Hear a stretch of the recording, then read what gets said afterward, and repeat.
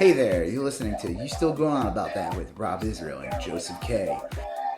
You can find us anywhere you could download podcasts. You could also find us on Instagram, Twitter, and Facebook at YSGOAT. Thanks for listening. I'm Rob Israel. I'm Joseph K. And you still going on about that? All right, Joseph. It's already December. Yeah, no, January. I'm making a joke. That's January 18th. We're recording this. Yeah. January 19th by the time we're done. Not True. Because we'll be doing this for like 12 or 16 hours. Just no. Like already 10 o'clock my time and 11 o'clock your time. Yeah, So at some point, it'll be very early, January 19th. Yes. Hit the midnight hour. Yeah. Yeah, January is a weird month anyway. Mm-hmm. Not a lot goes on in January. It's like people are trying to get over the holidays. Sometimes there's like some people prefer to take vacation actually those first 2 weeks as opposed to like Christmas. Not a lot happens in like politics really either. No, it's a big transitional time. I will say though, I find it interesting that you notice how there's been like no other announcements for Republicans running for president. Yeah. I would have figured by this point that if they had anyone real at this point, they would have threw their hat. They would have been already dropping feelers. Well, I read an article today about how a bunch of this is a weird story. A bunch of Republicans from Michigan wrote a letter. The Michigan State House wrote a letter to Ron DeSantis asking him to run, which is kind of busy selling T-shirts about laying your hand off his gas stoves, where majority of people in Florida don't even own gas stoves. Well, it's so funny because the Republican Party in Michigan got obliterated in the last election. They lost like every single meaningful race. They lost the state house for the first time in like a long time. Their leading candidate was that woman who was like, she had a history in like doing soft porn vampire movies. And then she was, something like that. Anyway, they are, instead of going to anyone in Michigan, they're all trying to get Ron DeSantis to run. They really don't have anybody. Because the only one that Trump announces run, you know, some people might say he's a little toxic. Right, just a little. I don't know why. I have no idea. I don't pay attention to anything. I'm very clueless. You know, the other rumor I heard today was that Matt Gaetz is going to try to run for governor if Ron DeSantis runs for president. Governor of Florida. Oh, I what high school is he going to be governor of? School council. No, he's going to run. Now, I don't know how true or not true that is. But I honestly think as a statewide candidate, he would get obliterated.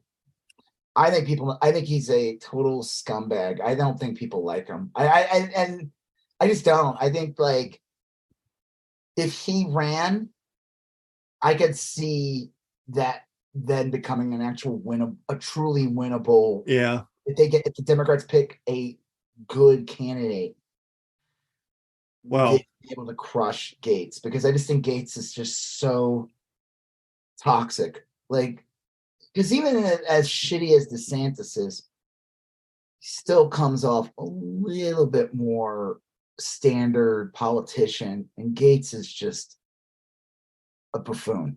Yeah, Gaetz, there's enough on Gaetz too that makes him, he's not a serious person, you know. No, he's not a serious person. And yeah, let me tell you, if he ran, who the fuck knows? I would say that all that shit that came out about him would just, more stuff would come out about him. And his, I've been thinking about that lately. Like, they had the guy who allegedly committed the crimes with Gaetz flipped. Yeah. And they thought he had enough on Gaetz to give him this other guy a plea bargain. And he got like a decent time off his sentence for how. So like, why the fuck haven't they charged Gaetz yet? Like, what is the, like, honestly, what more? I don't It's know. inconceivable that they'd be waiting. I don't It's know. inconceivable that they'd be waiting for anything else. They have everything they wanted. Why aren't you charging them? Or maybe was there nothing there to begin with? I don't know. It just Maybe seems. there isn't anything that's like. I have no But thought. then why would you accept the plea deal from that Green? What's his name? Greenwald or Green, whatever. Why Yeah, would? I don't know. I don't get it. Yeah, something doesn't add up there. Like how this guy is so protected in his party and protected as a like you telling me you can't like let's say he got kicked out that he'd be replaced by a Republican anyway. Yeah, in Jacksonville, yeah, out of his district, you would think. Yeah, like it wouldn't even be it'd be a non-issue. He'd be probably replaced by a Republican anyway. It's like why is this guy protected? It's like yeah, probably by a more competent one that would be more interested in doing the things Republicans normally like to do, which would be like. I think the problem is that Gates represents what the Republicans want to do. Yeah, it's probably true. I think that's the sad reality is that he's more in tune with what the modern day party Yeah, and how they conduct their behavior and tactics and rhetoric. yeah, that could be the case. So Probably the case. and I will say before we discuss what we're going to talk about, I bring up the Trump thing, and we've talked about this before on the podcast, but he announced he was running, but it's been known fact that he has no team. Yeah. Nothing. Now the joke was when he ran in 2016, people said that his was not a traditional campaign and that there really was no campaign. Yeah, there's no Even in team. 2016, like there was like really no like offices and something. It was like literally just running on his fame.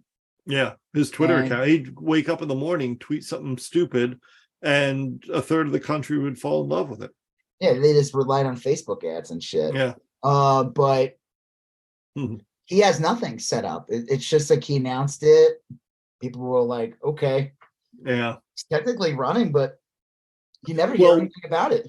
We will. That's one of the topics tonight is that Trump did just the other day petition to have his Facebook account reinstated.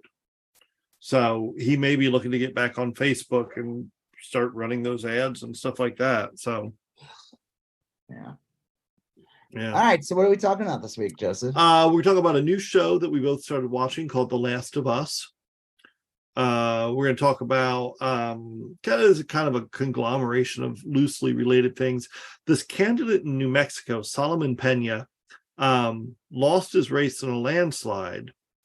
So he accepted the loss and he's moving on to running again, maybe looking like where he did wrong. And he got some machine guns and some friends, and then he shot up the houses of a bunch of Democrats in town. Oh, it wasn't just him alone? No, it was he was kind of the ringleader, but oh my God, I didn't know that. I thought it was just him. The criminal complaint says that Peña hired a father and son with criminal histories of their own, as well as two other brothers whom authorities have yet to identify. Oh my God. Albuquerque police say they expect to make more arrests. This is like 5 or 6 people. How is this not national news? It's one of the lead stories on the YSGOAT news. I don't know if you. Oh yeah, I mean, if we're talking about it, then why?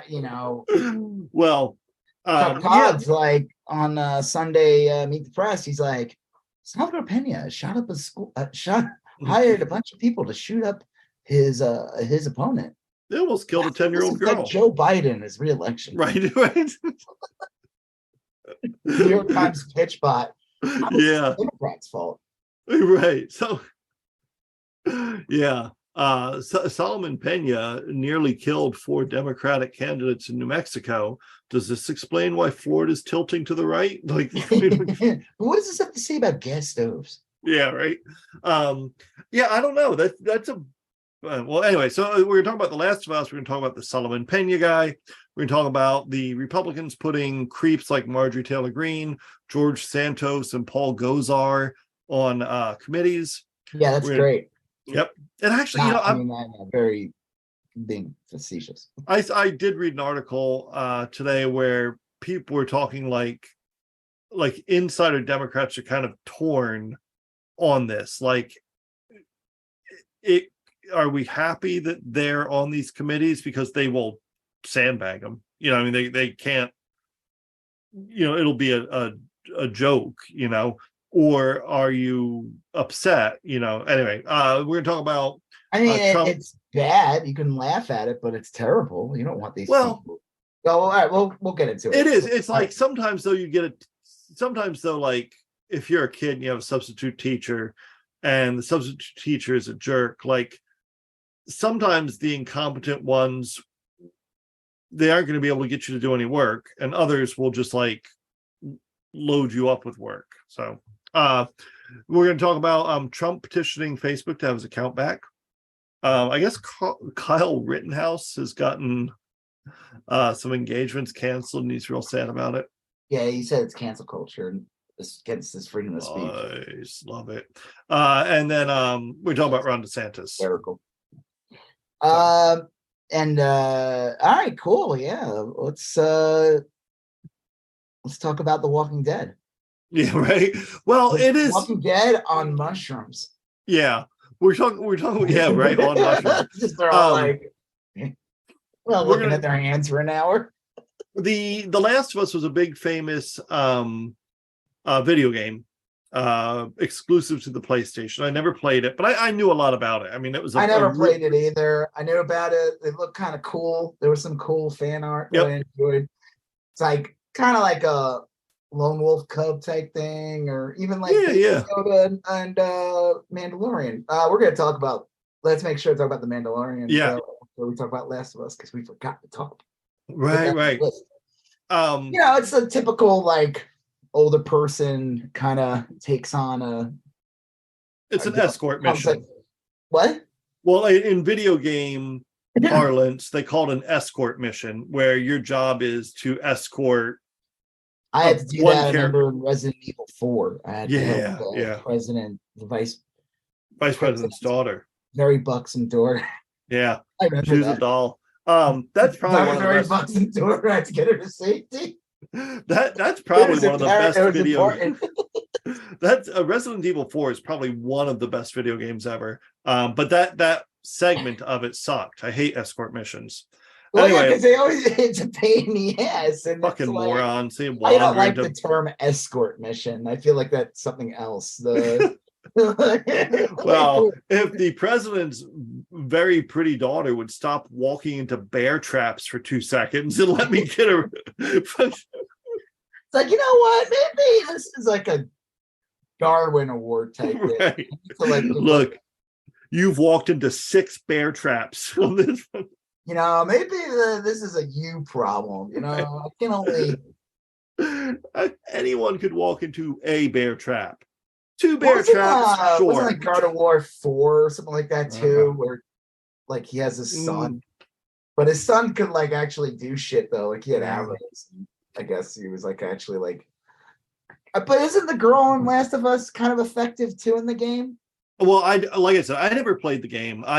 I did read a lot about it, and so assuming they follow the script from the video game, I'm kind of spoiled as to the entirety of this show, the first series. But the first episode of The Last of Us, I loved. I thought it was really good. I will say, kind of like what you were saying at the beginning, it's a lot of it feels like standard zombie fare, but just in a really good version of it, you know? Right.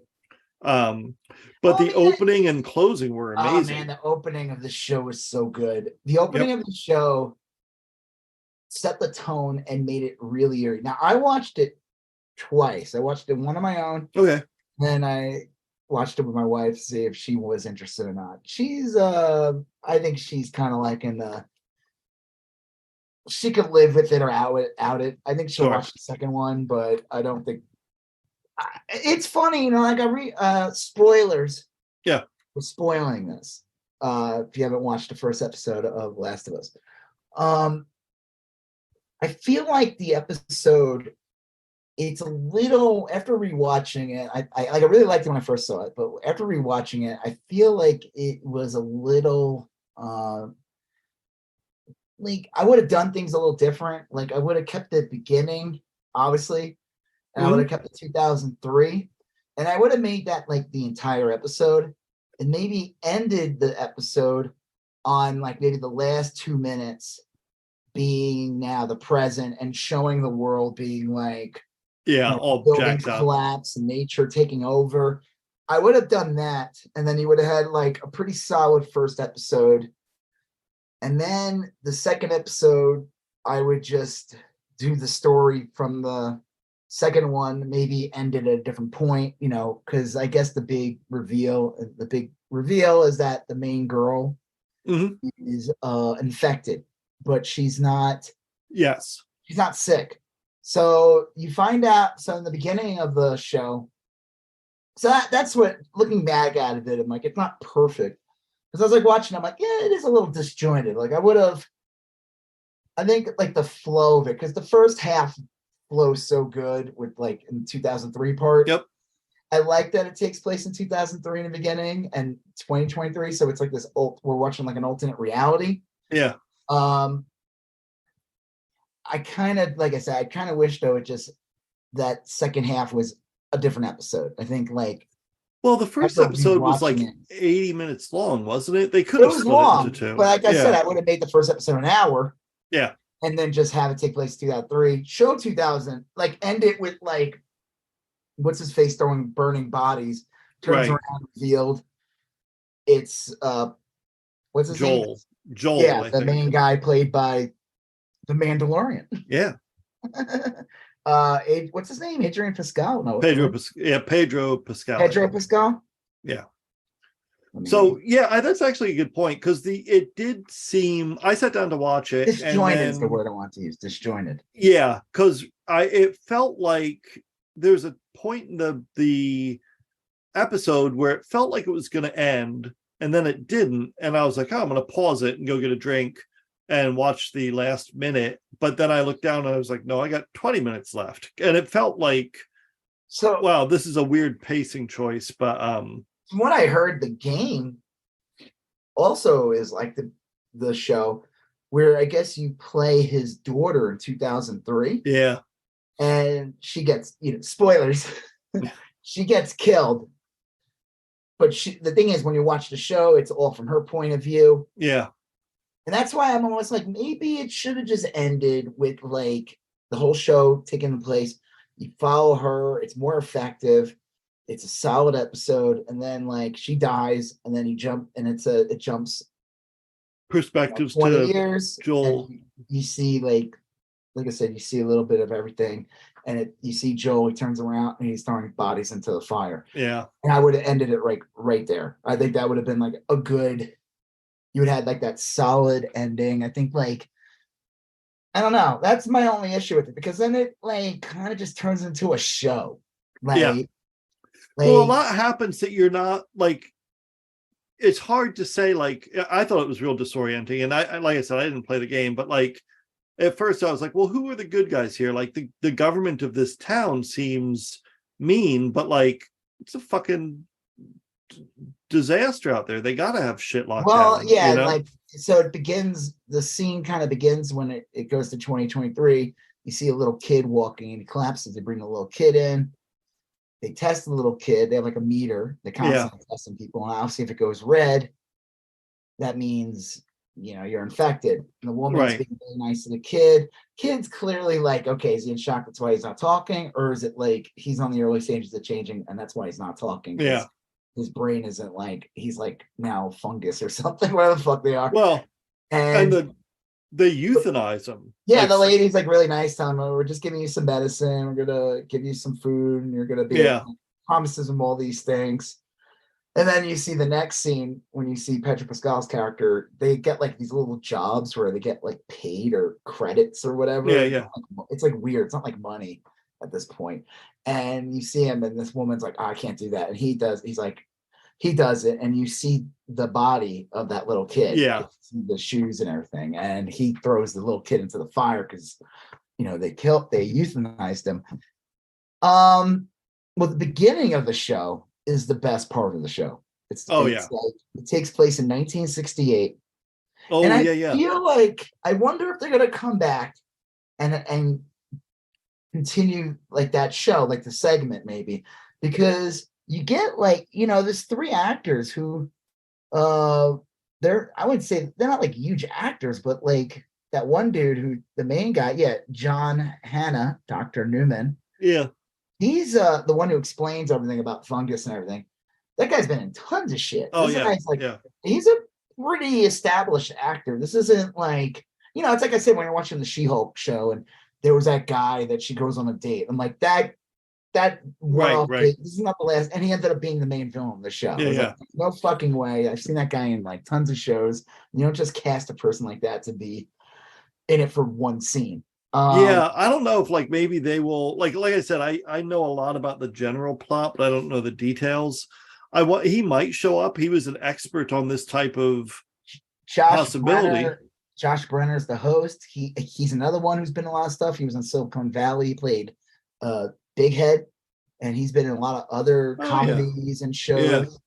And then the other doctor, Christopher Hydral, Dr. Shosenheist, the one who was talking about pandemics. Right. He's been in tons of shit too. This isn't like, again, I've seen this guy on tons of shows. These are established actors. They've been in Marvel properties. Like, I feel like they might, who knows, that might be it. It's just, hey, it's a great scene. You're going to remember it. It's always going to stick when you watch the show. But so I don't know what the show is, but he has these two epidemiologists on. Mm-hmm. The first guy is kind of talking about, it's kind of familiar with COVID.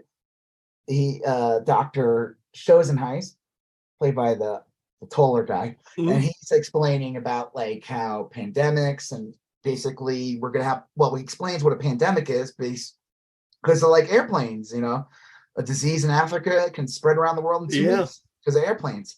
And this is 1968.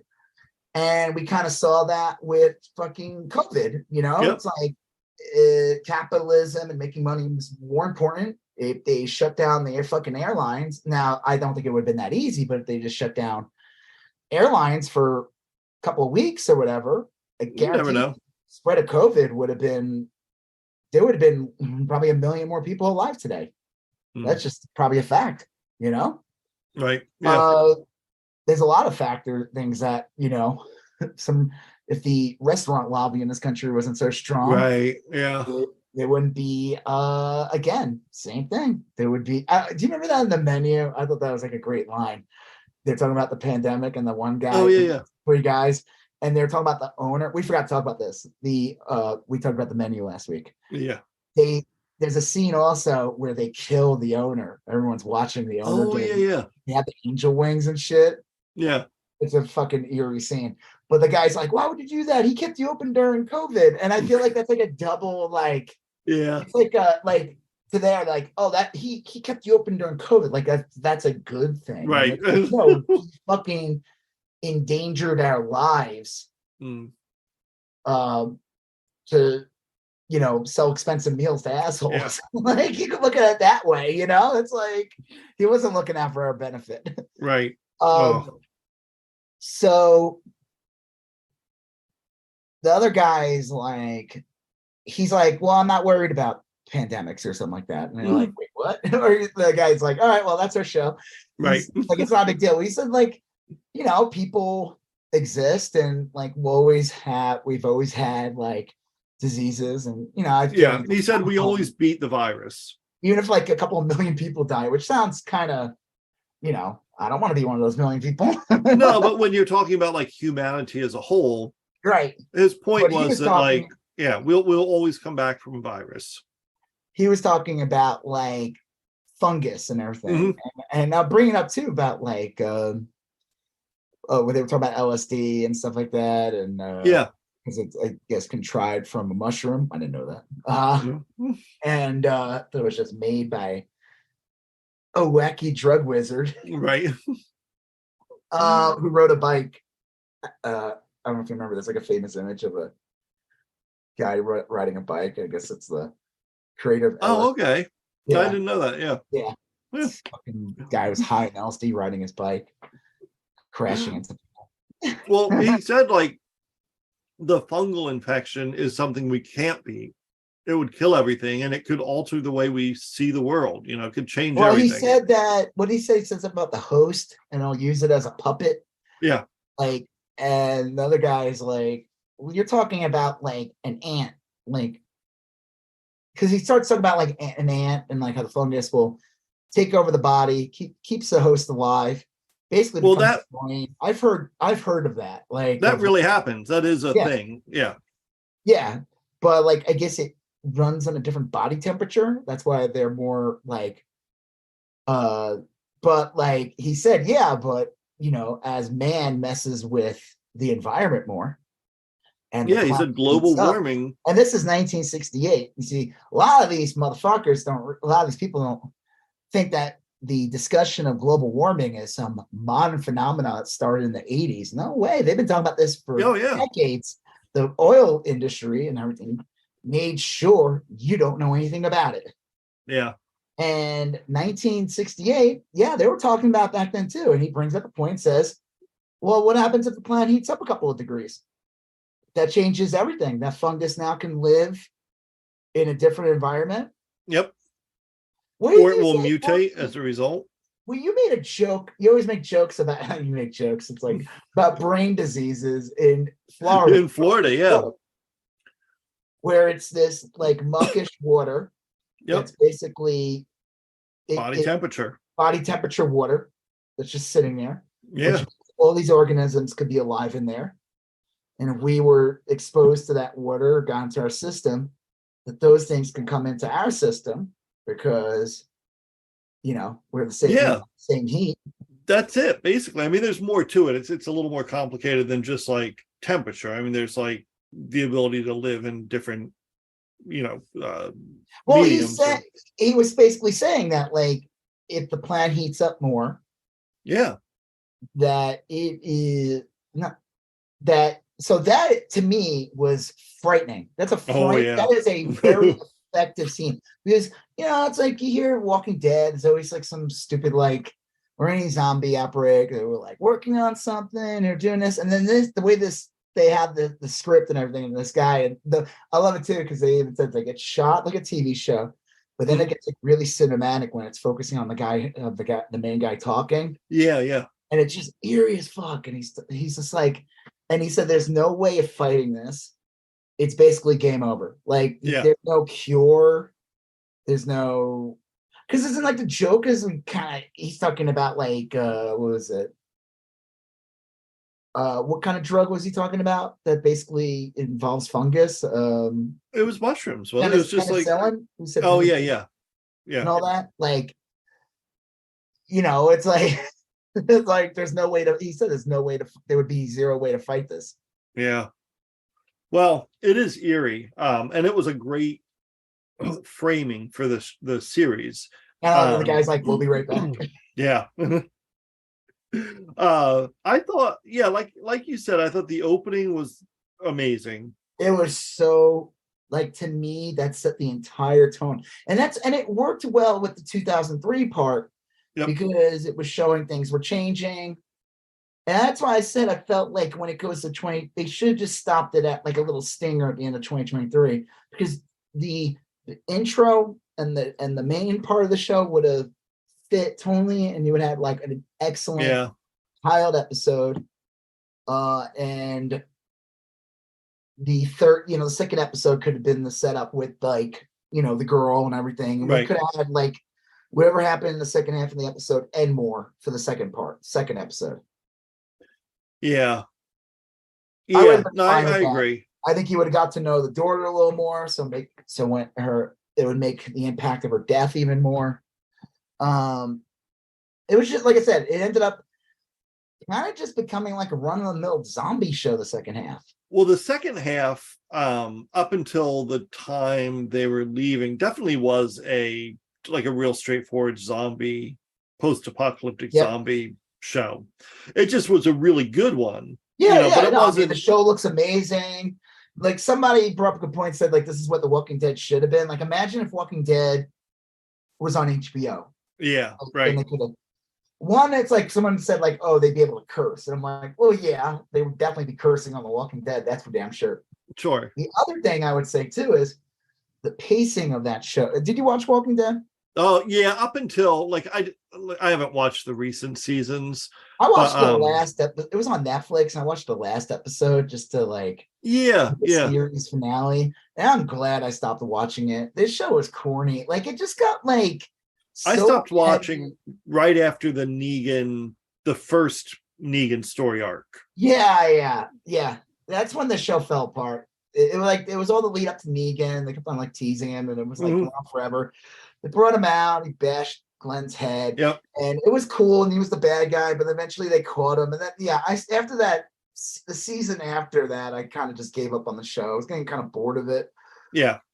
Fucking what's his face left, the main guy. I Yep. was like, okay, if he's leaving, I'm Right. Why should movies? But I think like COVID kind of screwed everything up. Like there's supposed to be like a new show or something. There's supposed to be a one with him and Michonne, and there's the series finale hints at it at the end of the show. It's but what I was gonna say about that show is supposedly like if you watch like the first season or two, it's really really good because Frank Darabont was working. Oh yeah, the guy from The Mist. Cinematic, and he ended up.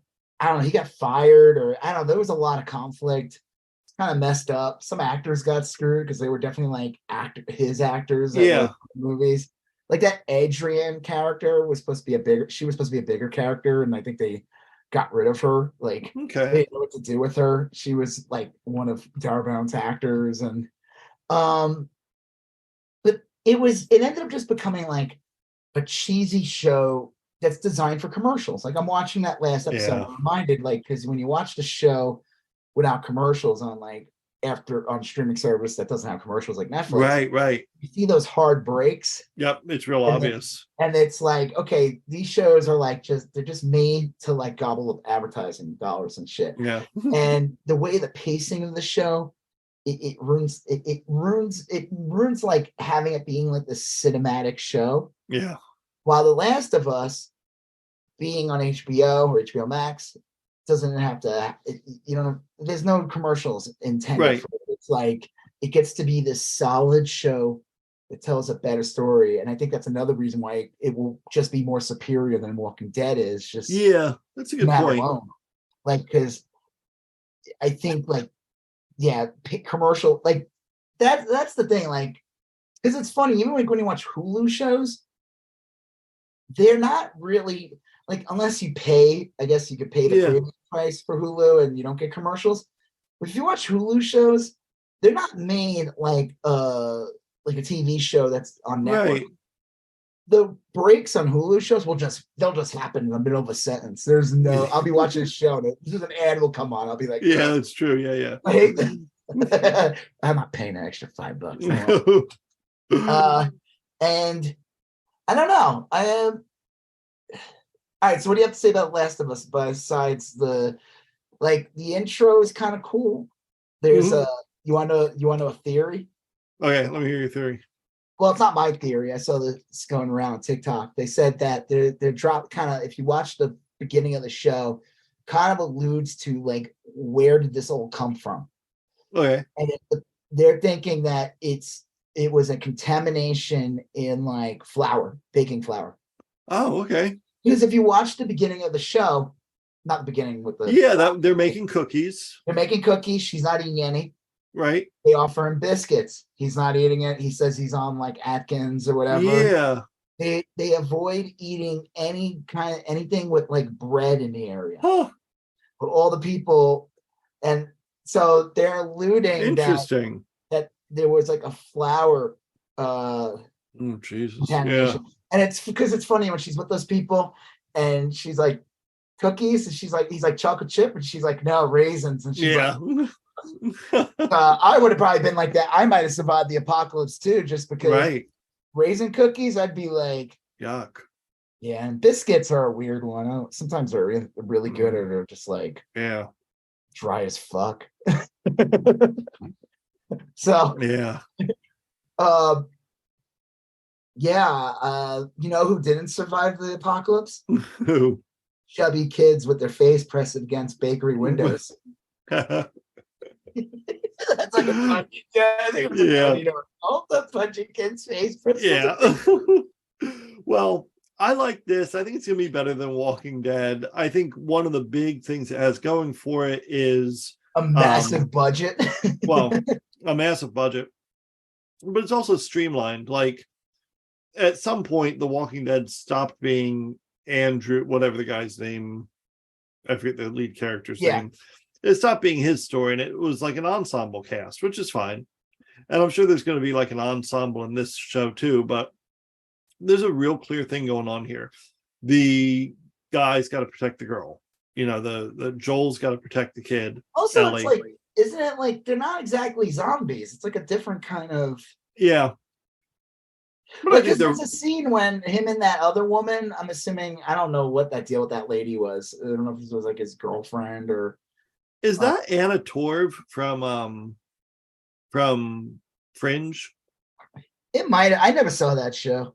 Wow, it's such a good show. I was watching Hot Tub Time Machine Mm-hmm. today. Yeah. Classic film. And it's funny you brought up Fringe because the son, the younger guy in the show brings up Fringe. Oh, yeah. Guys go, "You're a nerd. He's a fucking nerd." Like they're singing like a song. Right. "A nerd. It's a fucking nerd." Like anytime you brought up the show Fringe. Fringe is great. It's so good. I never saw it. I know you brought it up. I know the big season finale of the first season of Fringe, I remember had like a big stinger when it was revealed the other reality. They still had like the World Trade Center or something. Yeah, right. And blimps. They were using blimps. Well, anyway, because, you know, the blimps, if they just crashed into the World Trade Center, they just kind of bounce off. Fringe was so good. Right? Season one, they would just bounce off because they're probably.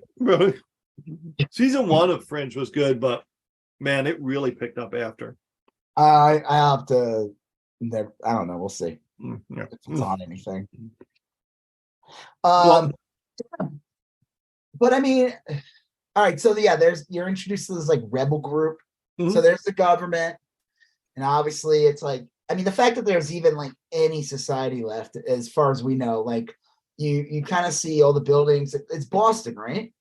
Yeah, they never really explained how he got from Austin to Boston. But he was in Austin? In the 2003... I do enjoy a rhyme. They say it was in Austin, Texas. And then 20 years later, the guy's in Boston. So that's not surprising that it would be in a different place. But that seems like a far away place for all the shit that went down. Well, I guess maybe they'll explain that. But the beginning's in Austin? Yeah. Oh. Austin, Texas. I didn't realize that. Yeah, I mean, like, there's no, like, it doesn't, like, you would not guess that based, I don't know where they filmed it, but they say it's like hundreds of hipsters waiting online for a restaurant. You didn't notice everyone in every scene pounding an IPA? You didn't notice Yeah, they all drink a PBR. This was 2003, so.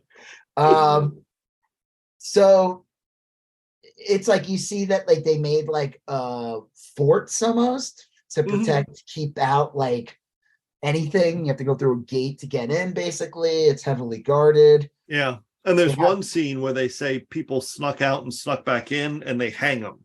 Yeah, because they don't want any infections. I mean, they don't, you know, all these little bitches during COVID were like, "I'm not gonna wear a mask." Right. And like, good luck living there, guy. Well, it is kind of a weird scene. Like I was saying, I assume that I don't know what I assume, because like the way it's set up here is that the government is bad and the Fireflies are good, but the Fireflies are also like fucking shit up. I mean, they don't want to live in that totalitarian. I don't know. It's what weird. Their end goal is, but I guess they realize maybe, you know, you see how like the government, like when like the little kid is brought in and he's infected, and the first thing they do is they basically kill him. Yeah. Or they euthanize him. And the fact is that the only reason why the main girl is even alive still is because she clearly was brought in by Ellie, the main girl. Yeah. Was brought in by the rebellion, or they're holding her because if the government or whatever it is, authorities, whoever had her, she would have been euthanized. Right. And I guess she's supposed to be she's kind of like an evolution in that she can live with the virus or whatever it is, the infection, or she's not developing symptoms, and she's apparently not contagious.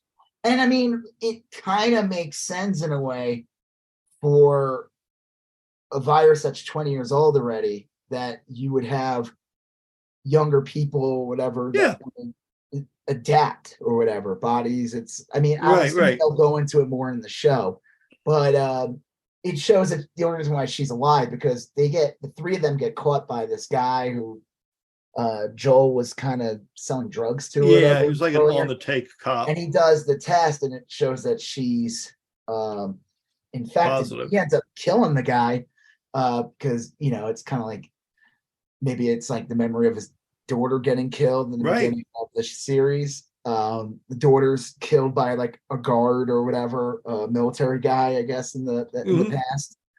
Yeah, I don't know. I mean, it was, like I said, it was a solid episode.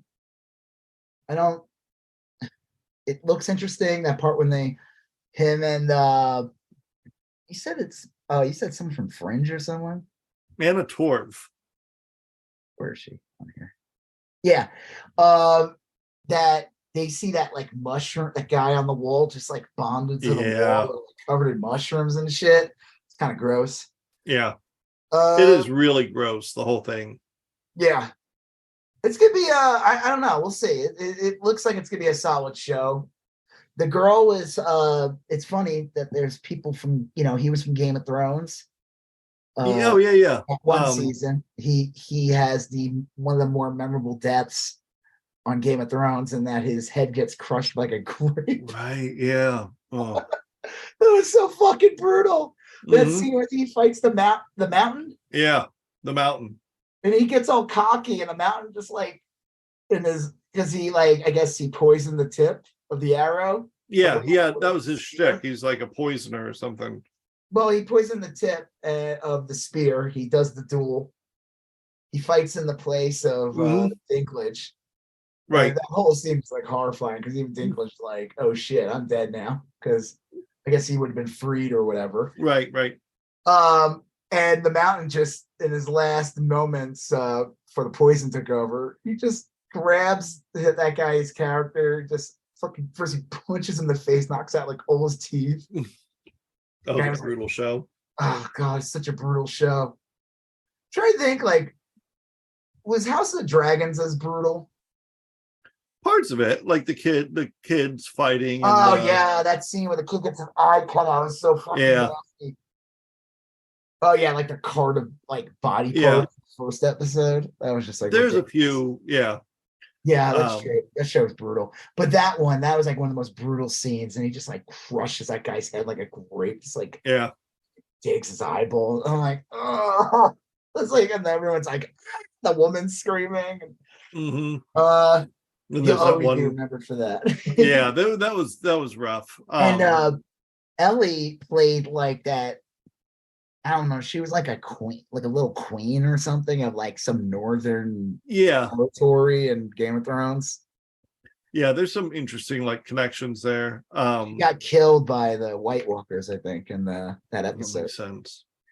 Well, I think this show's going to be great. I'm really looking forward to it. From what I understand, they bought a season 2 already, and it's going to coincide with a release of a next version of the video game. So, well, they made a part 2. Yeah, I misunderstood that. I knew they had a part 2. I thought it featured different characters altogether. You said it featured. No, she's still the main. They're still Last of Us. She's older. I remember a lot of chuds were angry. Because she had turned. She didn't turn into a hot lady. She was like, like she revealed herself to be a lesbian. Yeah, she revealed herself to be. Right. Yeah, they were very angry. I remember the chuds. They couldn't handle it. That was right on the tail of losing out on that sweet M&M dick too, which they're all like. Yeah, what's up? Did you hear about the M&Ms? Yeah. Did you hear about the controversy of M&Ms recently? I heard Nick Adams, who's one of my favorite people on Twitter, saying that I should. Nick Adams, the fucking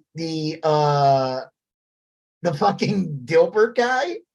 No, not Scott Adams. Nick Adams, the Oh, Canadian. Nick Adams. Oh, yeah, the Hooters guy. The guy who's definitely not a parody account. The Twitter alpha male. God, he is comedy gold. Like everything he posts is so funny. But that guy, I did hear him talking about the M&Ms. So I M&Ms put out a this is we should have talked about this last week. It was more current. Yeah. I guess M&Ms they decided to they were taken over by the woke mind virus. Oh yeah. And they put out they changed their packaging and it featured all female M&Ms. Right. Yeah. Oh. And I mean, basically the world kind of looks like The Last of Us now. Like we weren't infected by right mushrooms, but we're infected by the woke mind virus. Yeah. And a lot of people were very mad about it. Ben Shapiro was very mad, put out a whole thing about it. That when M&M candy, or yep. What did he say? He said something about like, he said that fat, lonely women with cats now can rejoice or something. Something like that. Yeah. Yeah. Yeah. That was a very funny joke. He's very funny. You know what's really funny? Is well, you know what? I'll save that for when we talk about the next thing in a second. Right. So I guess the M&Ms, they just put out like some. You could still go to the store and get regular M&M package. Right. Yeah. Just a special limited edition package. I think they had one with like the peanut M&M was like David Bowie a couple weeks ago. Like really just, M&M's tries to be on the, the cusp of culture in any way they can. And it really just bothered people. And that guy, Nick Adams, who he's this weird account who always talks about like take your kids to Hooters. Now. Yeah. Don't listen to this, listen to Kid Rock instead. Right. He said that go to the store, buy M&Ms and destroy them. Right. Which and I was like, wait, so what's the message here? Mars wins either way. Yeah. They're gonna sell them. I mean, they're still selling them. It's not like you're saying like steal them and destroy them. He's this guy, I think we might have talked about him before. It's an Australian. He's a right winger. He's from Australia. Yeah. He's a Trump sycophant. Yep. He puts out these bizarre tweets about him going to Hooters every day and talk about what male he is. And if you see this man, he looks the furthest. The guy, I think, is literally a My Pillow come to life. Yeah, he does kind of have that vibe. Yeah. Yeah. It definitely looks like a pillow. And so people were convinced that maybe he's like a parody account. Yeah, I can see that. And I'm going to say no. I think he is 100% legit. Yeah. That just says a lot about the current state of conservative politics, is that they are beyond parody. Yeah, this guy's because this guy's fully entrenched. Like he's fully entrenched in the MAGA world. Like he's written for Trump. Like supposedly, like I don't know, he's written books. The guy is like, I think is legit. Like now he could be being funny. I have no idea. It doesn't seem that way. I mean, it is very, very funny, but it it's seems very earnest. Funny. We laugh at it, but I think other people are not laughing. I think I agree. I wonder if like Hooters is like wants that guy as their like pitchman. I think they have to attract. They're kind of forced to attract a certain demographic, and I think he probably represents that demographic. People like wings and good times. Is that what you're saying? Wings or twins? That's or twins. That classic beer commercial. That was a great time in history. All right, so speaking of which, the Mandalorian season 3 trailer, another one just dropped recently. This one focused mostly on like, I guess Mandalorians. I don't know. Yeah, right? Yeah, you do see scenes that you see wider scenes, but it's he's trying to rebuild the Mandalorian order, it seems, right? Well, sorry, excuse me. He has the dark saber, which Yep. we know from season 2, and is used. It's funny. People are like, they said a lot of people are probably going to be confused now. They're going to go into season 3 and be like, wait, when did Baby Yoda come back? Right. Yeah. Because if you did not watch the Book of Boba Fett, You missed all that. Yeah. you missed all that. They decided to make Book of Boba Fett also Mandalorian season 2.5. Yeah. And I loved it because like all these people are like annoyed by it. And I think it's great because it reminds me of like comic books where like they would have some of the biggest events of a comic character's life happen in a mini series Yeah, that was or always special weird. event or in another book. And you'd be like, wait, what? Right. Because you just buy that book. And I don't think I'm used to that from buying comics forever. Right. But the average person does not. I don't know. I guess maybe Marvel. I think people who watch Marvel movies have to understand that, like, Yeah. because a lot of Marvel movies feed into each other. Like, oh, you didn't see Shang-Chi? Well, that explains why you don't understand this in this movie. I don't know. But so people think, some people are saying, some people no, Right. is that the Mandalorian, the show The Mandalorian, is not referring to DiGiorno Pizza Man. Who's it referring to? Grogu is the Mandalorian. He's going to be the immortal leader, and he'll be the one that leads Mandalore in the future, which I just think will be really funny if he's just like a little adorable thing, and he's like. That is, I don't know if that's the case. Again, these are all. I could see that, but it's like because in again a very pivotal scene in the Grogu Mandalorian or DeJarn saga happens again in the Book of Boba Fett, where Luke Skywalker, or as I call him, Digital Luke, gives Grogu a choice and says, you could have the representation of the lightsaber, or the body armor, which was a gift from Mando, from Mando. And Grogu, of course, is like, fuck that. Right. I'm not gonna sit here and train with you. I'm gonna go on space adventures with my buddy. And a souped up spaceship. Yeah. I just love though that, like, why can't he have the lightsaber too? Or like if he has the lightsaber, why would he not? Wouldn't you not want him to have armor? Right. Come on. No cheating. You have to use a lightsaber to deflect lasers. Well, there's a scene in the trailer where you see a whole bunch of people with lightsabers. What's going on? Do you know what that is? Or that is, again, you need to see fucking Book of Boba Fett, because wasn't it in Book of Boba Fett? No, was it in season 2? I think it was in the Book of Boba Fett. Grogu has like a flashback, and he's remembering, because you find out that Grogu was at the Jedi Temple when Anakin and the clone troopers came to kill everyone.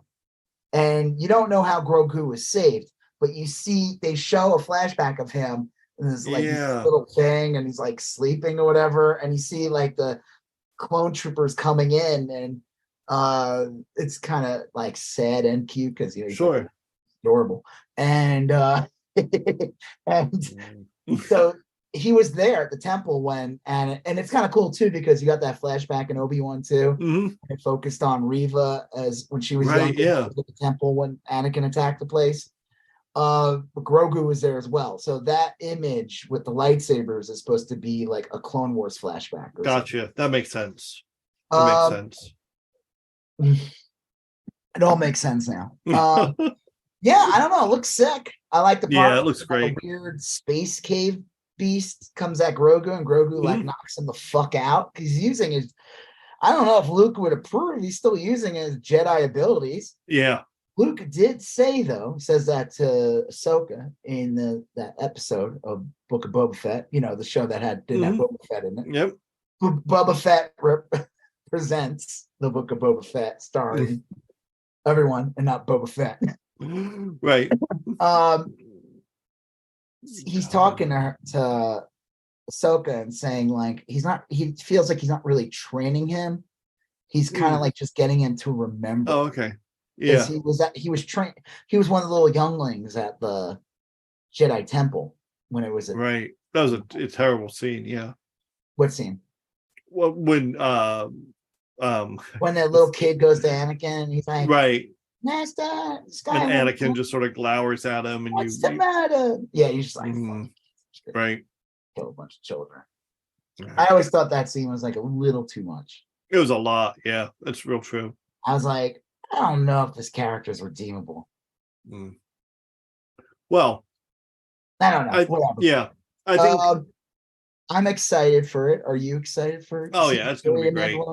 I think it's gonna blow out the other two on effects. I think that I have a feeling that it's gonna look more like lived in and a little more like how Andor was kind of cool, where you got like more expansive environments. Yep. I feel like again in those Book of Boba Fett episodes with Mandalorian, you got a little bit of taste of that. Like when he goes to that space station, and that looks sick as shit. Yeah, it does. It is crazy what they do with those shows, the new shows and everything like that. Like they're on par with like the fucking movies. And I remember one of the critiques of Obi-Wan, well, especially when you look at the show like Andor, was that it looked kind of cheap. The digital elements I thought looked a little cheap. It didn't blend as well. It was kind of like reminded me a little bit of like Clone War, Attack of the Clones, where like people were clearly walking on green screens and environments weren't there yet. But I feel like this show's going to look insane, and I have no idea what to expect. But I think I'm excited. I think there's going to be some cool shit in this, and I mean the trailer, like clearly they go to Coruscant or whatever other. Yeah, I think what's her face is great. I like her on the show. She was good in season 2. Katie Sackhoff. Oh yeah. Kind of funny actually. Going back to Last of Us, because Katie Sackhoff was, Battlestar Galactica and all that. She was Starbuck. But she was the voice of that character on the Clone Wars cartoon. Oh, the character that she plays on Mandalorian. Okay, yeah. She was the voice of that character. So it's kind of cool that they like casted her, and she's like a real not say like voiceover actors are not real actors, but like like a legitimate one, but also she could you believe her to be like this kind of like action star, playing Starbuck and Battlestar and everything. So like I thought that was kind of awesome. In The Last of Us, the woman who's the leader, I watched like the behind the scenes thing, and the woman who plays like the rebel leader, she did the voice on the show of that character. The video game, she did the voice. Oh, okay. Wow. But I guess she always played a character. She said, I feel like I grew into the role because the show took place is 10 years after the game came out. Right. She's older. That's how it works. For sure. Yeah. Crazy. Your age. If you do it right. So she's like, it's almost like she's more age appropriate for the role than she was when she actually did the voice work. Okay. Weird. Yeah. But Katie Sackhoff, who again, what I love about that show is she looks great for her age because she exists around the same time as Obi-Wan. And Al Guinness just not as hot as Katie Sackhoff's character. And this is even further in the future. Maybe Mandalorian's age slower. Yeah, that could be. Yeah, that's it. Sure, why not? Speaking of which, and I was going to bring this up before, because we're talking about Ben Shapiro being very upset about M&Ms. Yeah. And we're talking about Mandalorian. This is kind of appropriate. Gina Carano, there was a lot of talk about her recently. Right. And she will not be in season 3 of Mandalorian. As far as I know. I don't think she will be. Yeah, I doubt it. But I think that they publicly fired her ass for putting out anti-Semitic and anti-trans again, I think it's not very smart to constantly insult trans people online, and the knowing that the star of the show, the main star of the show, has a trans sister. So that's probably didn't help her in the end of with their decision of keeping her or not. That's crazy. Yeah. So she left. When she was fired, she was immediately gobbled up by Ben Shapiro's Daily Wire. They announced they were going to make a movie. It was a big deal. I think she played Agent number 3. What? I think she played Agent number 3. No, in what? The Ben Shapiro. Didn't she play a Secret Service agent? No, that wasn't Ben Shapiro. That was a Breitbart movie. Oh, Jesus. Yeah, you're right. This is a different movie. This is the one she made for the Daily Wire. Gina Carano, Western. Lord. That she made is called Terror on the Prairie, and it was a Daily Wire Plus exclusive. And they released it, I guess, in the theater. And you want to know how much it made? Like $500. Like $800, like $803. I think it was released in Russia and Saudi Arabia as well. That tracks. Kind of funny when you think about it. Yeah. And that it made like 12 grand or something like that altogether. And it's just like, okay, there's a couple of things that makes it funny. Well, like one, it's just like, wow, you were on this show, but you couldn't, like, I don't know. Like, listen, there's a thing about like freedom of speech and being able to like speak out and stuff like that. But when you're speaking out, it's just literally being a bigot. That's not really like a free speech thing. That's like just being like being a bigot. Just being an asshole. Like, when like Mark Ruffalo comes out and advocates for, like, I don't know, people who are being killed in like some other country or whatever like that. Because he does that. He's like, he's pretty globally aware. I think, like, Disney would prefer if he probably just didn't talk at all. Hey, just be the Hulk and shut the fuck up. I would say when he does that, that's not the same as when Gina Carano puts out like QAnon memes. Yeah, I think they're a little different. So this movie, supposedly, I don't know, there's rumors that this movie, Terror on the Prairie, cost $5 million, $2 million, or $75 million to make. Now, if it costs $75 million to make, that'd be completely insane. Anyone who sees it looks no different than like any other Lifetime movie. The joke is like the plot of it, supposedly it's about like how the woman has to step in and save the day or whatever. And like the joke is that this movie's too woke for the idea of a woman being an action hero. It's too woke for the average Daily Wire consumer. Like, that's not even like a joke. And two, then no one wants to watch a fucking Western. Now, you could say like Mandalorian uses Western elements. But it's not really a Western. No. Westerns don't have cool rocket packs and Grogu. Well, and even if they do follow the basic, rundown of a Western, it's still, it's not the same. It's Star Wars. Yeah. It's just different. Like, it's got droids walking around. This is some boring ass 1800s. People got like fucking, I don't know what diseases people would have back then. Yeah, or where most everyone shot actually survives because the bullets travel at like 15 miles an hour, like ow. Right. They lob them at you. Right. Really, you could throw the bullet, might actually be more effective. So her movie was a bomb, and that was like the big. Now they were trying to like save face and say like, oh well, it was on Daily Wire first, so. But come on now. Yeah, all 18 of their subscribers saw it. So it's just funny because it's like, they always put out like content, like if like Disney or whatever, like I have a thing and they say go woke, go broke. Yeah. But they'll, like, a movie can make $1 billion and they'll still put out a dumb thing like go woke, go broke. But what would you say about this movie then? Like what? No woke, go broke? Like what? Yeah. The problem is a lot of the conservative media stuff is just kind of crappy, It's just crappy. So, Well, that was always the joke too. Before we move on to the next thing, the joke about the Gina Carano thing was that I remember when they announced her in The Mandalorian, Mm-hmm. all Oh yeah, those guys were like, "What is this woke shit with this?" right. I remember this, that. like, Yeah. yeah. But then she, she's like, "No, I'm a bigot, so it's cool." They're like backing her and like, "How dare Disney fire her? I'm cutting my Disney Plus subscription." Yeah. I cleaned up a lot of those today, actually. What?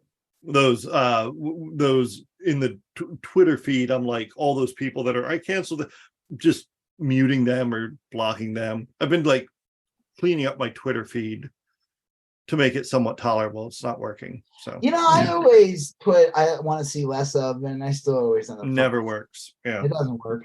They have that new thing now where you can select like you can select following or for Yeah. you, which Yeah. I'm like, listen, no, I hate that. It's really, the whole thing's just content. I know we're going to talk about that later. So where's it on the list? well, I have see. Twitter. Yeah, Twitter continues to go downhill. All right, I don't know. Well, I know, but that Last of Us was good. Yep. Look forward to the next episode. Curious where it goes. Mandalorian looks great. How will it stick out from your typical zombie show? We'll see. Mm-hmm. It's weird because it's like it's not really zombies. I don't know what the fuck. Yeah, but they might as well be. I mean, they're for all intents and purposes. That was the other one of the complaints I saw about the show too, was that like the beginning of the series felt like a zombie show because people were starting to like run and attack people. But then the second half, when it takes place in the present or whatever, it's like, where's the zombies? Yeah, right. I don't think people are gonna realize. Like I saw clips, you see them and they're fucking like they got like mushroom heads. And shit. They look horrifying. Yeah, I think that's where people are gonna be like, we're gonna see that probably like in the next episode or whatever. Yeah. And then I can't wait for Mandalorian season 3. It's gonna be really good. I heard that I'm just gonna say something, I'm like leave it. Well, suffice to say, we will start talking about that once that starts up. So yeah, it's gonna be awesome. Yeah. All right. Well, let's move on to less awesome news. Oh, cool. So this guy's okay. So we this is a late addition to our show. Solomon Peña. Peña was a candidate in New Mexico. He was running for like a state position in New Mexico, and he lost in a landslide. But he was a big MAGA dude, and he said the election was rigged. He accepted the loss, right? No, he said it was rigged. He said that in reality, he shouldn't have lost in a landslide. He should have won in a landslide. And this is in Arizona, right? No, it's in New Mexico. Oh, New Mexico. Sorry. I want to say it's outside of Albuquerque. Oh, wow. Okay. Yeah, failed. Let's see. The stories from Albuquerque. Let's see. Well, anyway, he lost his election in November, and then throughout December and January, there's a series of shootings. And eventually they realized it was only local Democratic politicians that were getting their houses shot up. And one of them is a real sad story that the woman said that her daughter woke her up and said that she felt like sawdust or something. And she thought it was a spider, and she told the kid to go back to bed. And then the next morning, they noticed bullet holes in the wall. Oh my God, what a nightmare. The bullet had traveled over the daughter's bed, and I guess some of the drywall got spewed out as a result of the bullet going through and landed on the kid, and that's what the kid had felt. So anyway, this motherfucker hired like 4 or 5 people that we know of, and all these people got together and shot up Democratic politicians' homes. And I guess he had a record of showing up at these people's homes to accuse them of election fraud and stuff like that. And so anyway, this is just the progression or the progression of Trump. I mean, this is going to become more common, and it's just insane. I don't know how you can have a functioning democracy if the loser is going to threaten someone's life or, invade the Capitol. This is again, this is a result of leaders in the Republican Party not one leader in the Republican Party faced any real criminal No. charges. Like Bannon got one, but that had to do with the build a wall scam, and he's still out and about fucking around. He's not in prison. Who knows if he'll ever go to prison? And Well, none of the leaders were sent in. It's all that, and it's places like Twitter and 4chan and that provide safe homes. Yeah, but I mean, like people. It's like I said, it's like the same thing with like Bolsonaro last week when I saw that one idiot saying like, "Oh, what is Bolsonaro? What's happening in Brazil with their January 8th, which was basically like a copy of January 6th in Brazil. Yeah. What does that have to do with Trump?" And it's like, it has everything to do with Trump. There was no consequences. Like what? Stuart Rowe, the fucking weird Cyclops, like he might serve some jail time. Who the fuck cares? Yeah. Like he is a nobody. He's a useful idiot. None of the leaders faced, they didn't lose their seat in Congress. They didn't lose their seat in the Senate. They didn't lose their seat in the Supreme Court. They didn't lose anything. They're still in media. They're still doing this. So of course, some nut like you said Peña, is that his name? This guy, Solomon Peña. Yeah. Thinks he can, I mean, I don't know. I think it's irrational as fuck, but you don't know what's going on in these fucking chuds' brain. True. I mean, like, I'll probably get away with it. Because again, the only thing I say is, oh, the woke mind virus. You know, these like little stupid words that like just totally disregard any rule of law. This is scary as shit. I'm surprised that this is not like the biggest story. Yeah, I am too, especially because it seems tailor-made for TV. You know, I mean, I'm telling you, if this was Democrat, it'd be on the fucking news 24/7. Oh yeah. And they would make Biden come out and personally have to like say something. Yep. Yeah. Like, Republicans can get away with literally shooting up someone's house. Now, again, this isn't about like, oh, I'm mad Democrats can't get away with it. I mean, no one should get away with this. Right. I'm just bringing up a point that even if it was like 1/20th doing anything wrong that this guy just did. Yeah. If it came out that the Democrat mentioned that he would shoot up the place or something, or you know what I mean? Right, right. And not actually do it or never do it, doesn't even own a gun. They would call for this man's death. I mean, it is insane. It's like crazy. Like you see that, you hear about like power stations getting like attacked by lightning nuts, and I don't know. This is kind of it's kind of frightening. It is really frightening if you stop and think about it. Self-driving Teslas just crashing for no reason. Fucking Elon Musk kamikazes, as they're called. I don't know. It does feels like a lot's happening all at once, you know. I'm not saying they're related or anything, but there's a lot. Like if you're a kid growing up today, that's a lot on your plate, you know, to kind of think about or mull over. Well, I don't know if they all know anything about this Peña guy because the story be buried. It seems to be. I mean, when I went looking for it on Twitter, I couldn't find anything right off the bat. I had to like go back and search the guy's name. I thought I could just put in the city and arrest. So he hired a bunch of people, right? Yeah. Did he personally do it too? Yeah, he was with them during one. Oh my God. Yeah, there's one. Where was it? Absolutely insane. Yeah, it said he went with the people and his gun jammed in one instance. He just seems like a fucking idiot. Psycho. Yeah. But there's stuff like that all over Twitter now. So well, I mean, it's all over the internet, but I mean, beyond the internet, it's like it's happening in real life. I mean, like, what the fuck? You lost the election, dude. Like, yeah. I mean, again, if you see Carrie Lake constantly claiming that she won, she refuses to accept that she lost. You know, that bitch is gonna try to run for Senate, supposedly. And they said that fucking Kristen Sinema will probably end up helping her get in. Probably, yeah. I would. So I heard, before we move on to the next thing, Kristen Sinema, who came out and said she's an independent now. Right. I guess she's gonna, or she did, or will lose all her information that she would get as a Democrat for her campaign. So All whatever right, she good. is gone. She will not have that privilege. But I think she shouldn't be allowed to fucking run, honestly. Well, she can run. I mean, like anybody can run, but Yeah, like, I think it's just a betrayal to her constituents.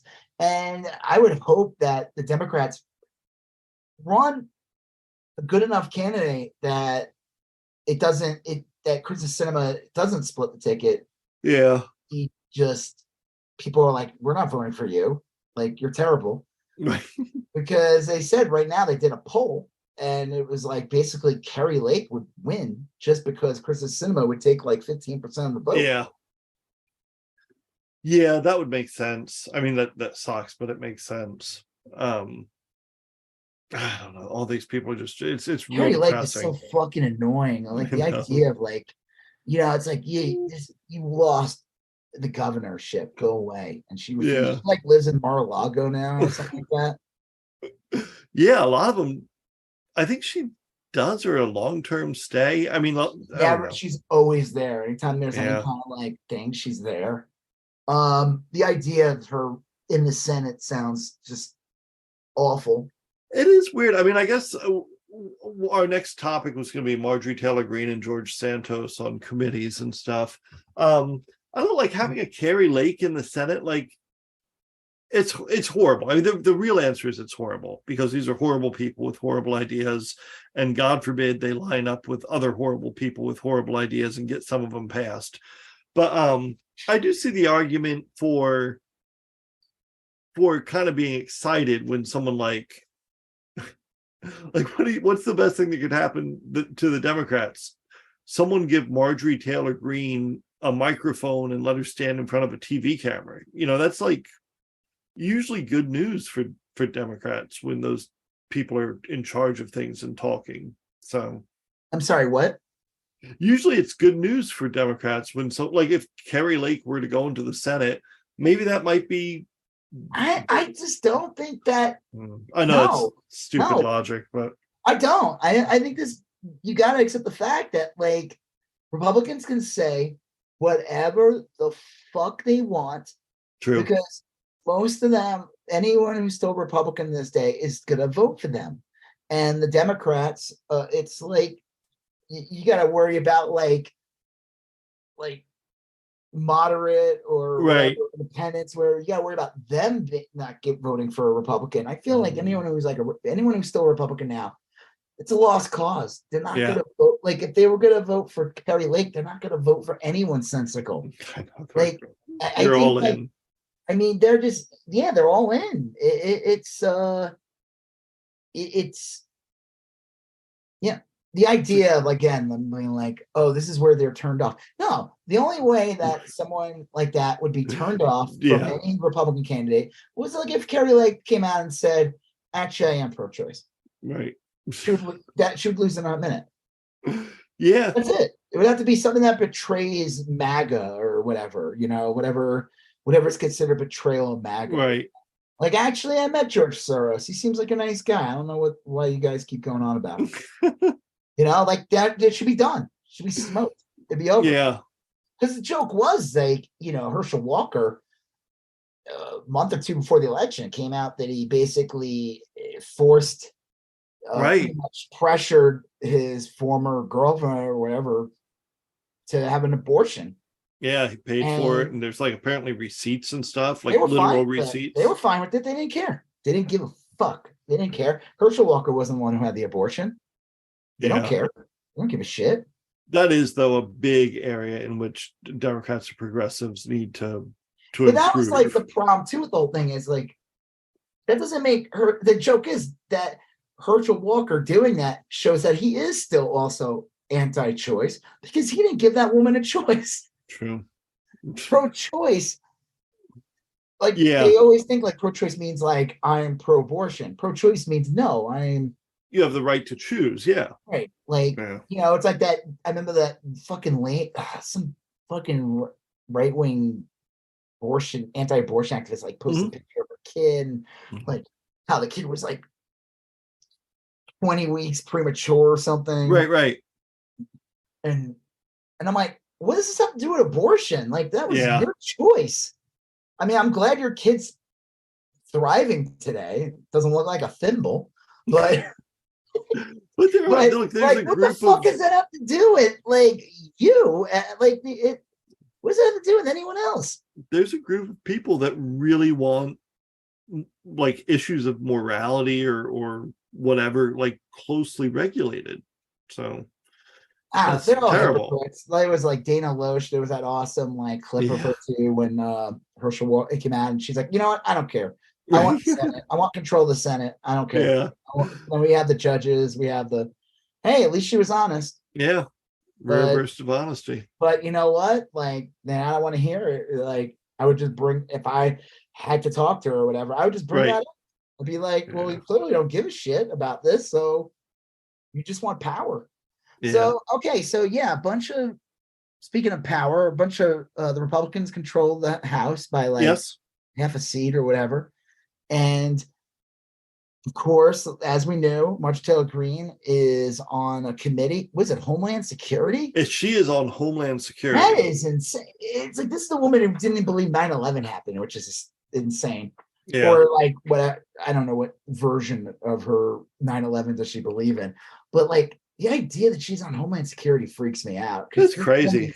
Use Republican, Russian talking points all the fucking time. Well, if Biden were smart, he'd instruct the DOJ or whatever to give her briefings based on like Milton Bradley's Battleship game or something. You know, like I want to tell everyone here today that I was given some important information. She's on Fox. She's like, B-36. Right. We believe it's a battleship. We believe it's B-37.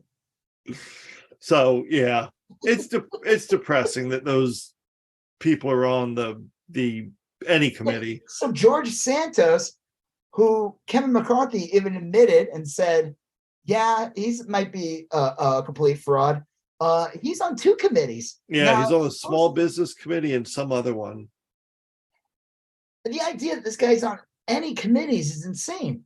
So speaking of Santos, just came out a story that we like to call him, what's his name? Paul Volder? Or that's his real name? Oh, yeah. That's I think that's his real name. Anthony Volder. Something like that, yeah. Yeah, Anthony Volder is Art Vandelay of Import. Well, I think Volder is just like a Paraguayan for wiener. So that's So U.S. This came in from Reuters an hour ago. Yep. U.S. Representative George Santos competed as a drag queen in Brazilian beauty pageant 15 years ago. 2 acquaintances told Reuters, adding to the contrast that have drawn criticism of openly gay Republican congressmen's staunchly conservative views. And that guy Eisenreich wrote, every George Santos story is the result of a guy throwing darts at a board with different words in it.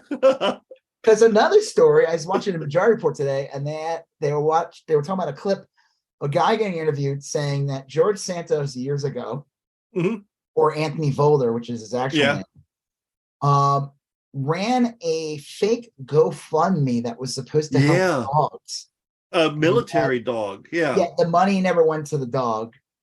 No one knows where the money went. The money went to George Santos, and the dog died, I think. Yeah.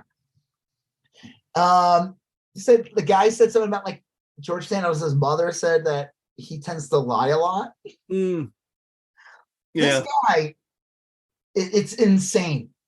Like you said, the more I learn about him, it is crazy. Like, how did the Democrats drop the ball on this? Yeah, this is ridiculous. I mean, look, people are pissed off at the New York Times. I get the New York Times not following up on doing huge pieces on every single candidate. How the Democrats fuck this one up? I drew a picture today or the other day of George Santos, and I said, I drew Republican fascist plant George Santos, aka Anthony DeVolder, aka the talented Mr. Ripley. Yeah, quotes around talented, because he's just so weird, And I said, good job, New York Dems, for dropping the ball and letting this far-right Trojan horse into political office. Yeah. Santos is another product of the Supreme Court decision on Citizen United, because it is a known fact that it's like he all of a sudden had like $800,000. The man was completely Yeah. Well, did you see that? It was late today too. They traced him back to some GOP mega donor who also helped flip a. She was the one responsible for recruiting a candidate, funding the candidate that beat Shalala down in Florida. No, but that doesn't shock me. Yeah, So look. This was all a plan. this guy pretended to be gay. We don't even. I guess he is gay. It doesn't even fucking matter. Who knows what he is?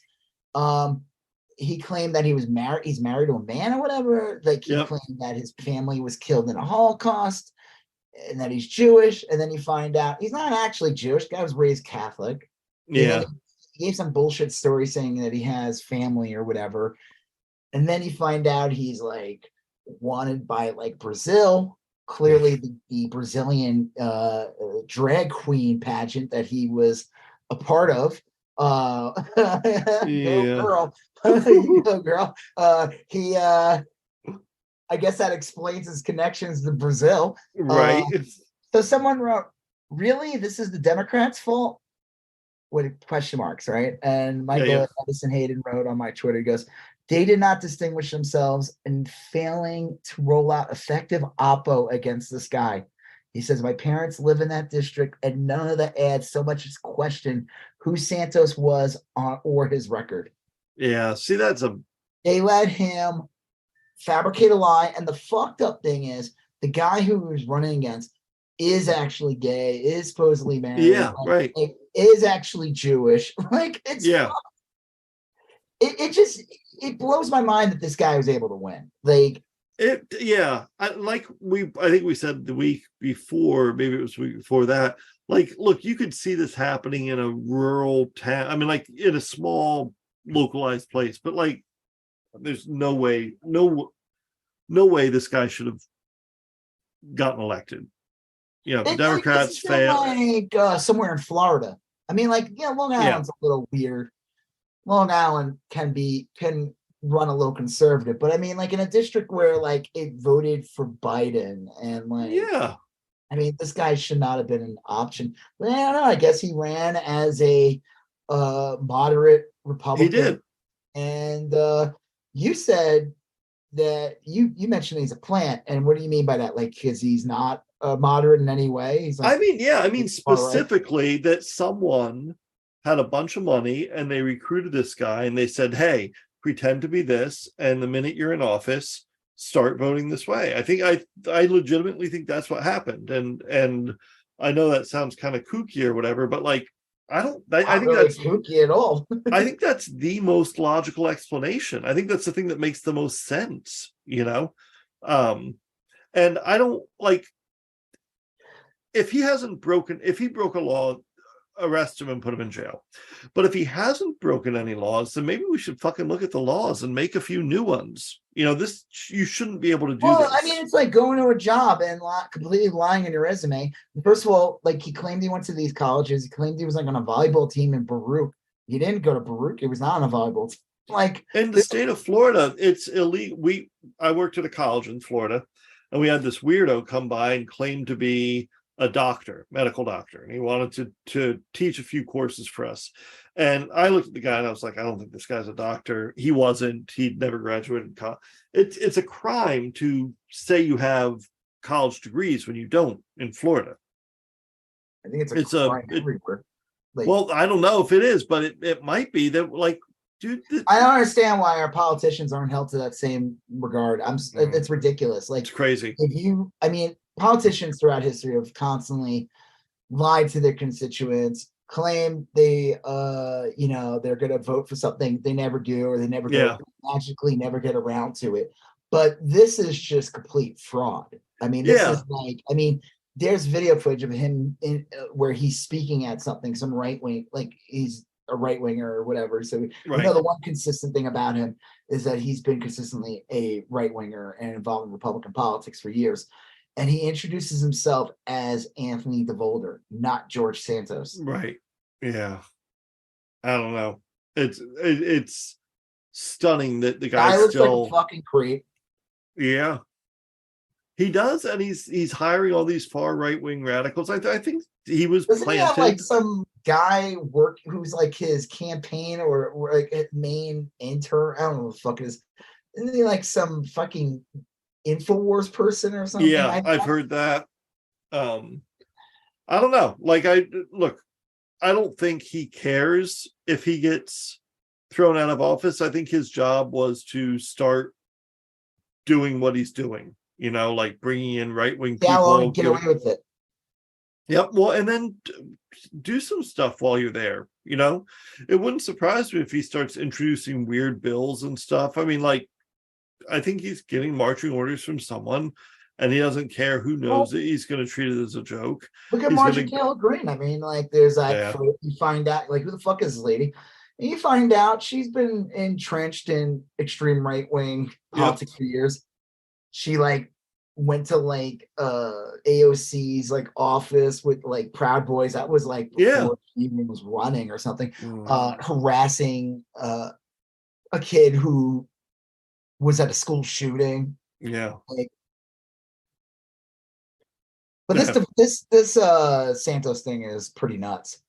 Well, I like a lot of He's things. like, hey, you know what? Madison Cawthon's gone, and hey, Matt Gaetz is all wacky, and all these other people are crappy, like Boebert and Green. Well, guess what? Here's my beer. Take my beer. The funny thing though is he's not even like he doesn't want the spotlight. Like Matt Gaetz and Lauren Boebert and Marjorie Taylor Greene, like if they walk by a microphone, they immediately pivot and like walk back to the microphone. They really, in the end of the day, probably want media careers. Yeah. But this guy, he's like, nope, I'm here to do a job. I've got marching orders to vote on this. I've got, I got lots to do. So everyone get out of my way. It's like the other day, Matt Gaetz was interviewing him, actually. I saw that. He subbed in for Steve Bannon's like War Room podcast, whatever. I just think it's just insane that Matt Gaetz, who's supposed to be a politician, gets to do this shit. Yeah. That's well, they need new rules for the way they handle stuff like that. I don't know, like, especially maybe New York will have some new fucking guidelines after this is all done. Well, that right when Santos, even before he got seated, I kept hearing all these, he's being investigated at the state, city, local, federal level, blah, blah. Okay, well, what'd you learn? Like, why are you charging him? Are you acquitting him? I mean, like, I don't know. It's back to that thing with Matt Gaetz, where it's like, if you don't have enough evidence, or if the evidence isn't there, that is okay. You can say that, there's nothing wrong with that. But like this, we're looking into it bullshit. That's like, that gets old after 6 months, So yeah, I think the sad reality is, and this is where we have to accept this, that this motherfucker is going to, unless something comes up, this motherfucker is going to be in Congress for at least 2 years. Yeah, I think that's the most. And all you can hope is that people vote this motherfucker out. And like, because again, just from the fraud element alone is insane. Yeah. Like, just being a complete enigma. It's so bizarre. Everything, like, yeah, like I said, that guy Eisenreich's making that joke about throwing a dart at the board and cobbling any word together. Yeah, there's so much insane, like, just corrupt shit. Like the thing about Brazil. And you're like, this guy's a busy boy.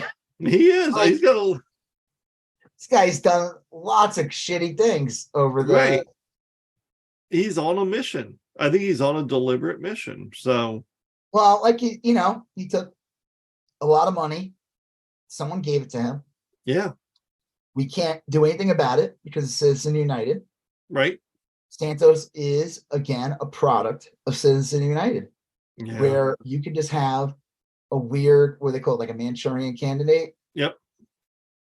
What does that mean exactly? Again, I've heard that. I feel like it gets thrown around sometimes, and it does not mean exactly what people. Yeah, that's from like that old movie, and it's that's why I think I texted you. I was like, this guy's not necessarily a Manchurian candidate, but like in the movie, it was this like guy. The guy is a puppet and doesn't realize it or something. Yes, he was shot down over Korea or something. He was held in a prisoner of war camp, and while he was there, he was brainwashed. And so when he goes back to the United States, he runs for office, and once he gets in power, they activate him. Then his brainwashing takes over. So a Manchurian candidate, in a lot of ways, is like a victim because they don't realize what they're doing. But I think George Santos knows exactly what he's doing. I really do. I think so too. I think he's fully aware. He's got marching orders. Yeah. And hearing about stuff in his past, especially the story about like the dog stuff. This is not a good person. He has no problem bending whatever he needs to do to like succeed. He doesn't care. He doesn't have any fucking scruples or morality, it seems like. This one guy left a comment on my Twitter with the Santos thing, and he says, I live in New York 3, which is Whitestone. Okay. He said Zeldin and Santos yard signs were everywhere. Yeah. Didn't see a single one for Hochul or Zimmerman. I guess Zimmerman was the one who ran against him. Yeah. He said, did they think they didn't need to support Dem candidates because Biden did so well here? Unfortunately, that is like... That's the thing. That seems to be a fucking bizarre thing that happens with Democrats.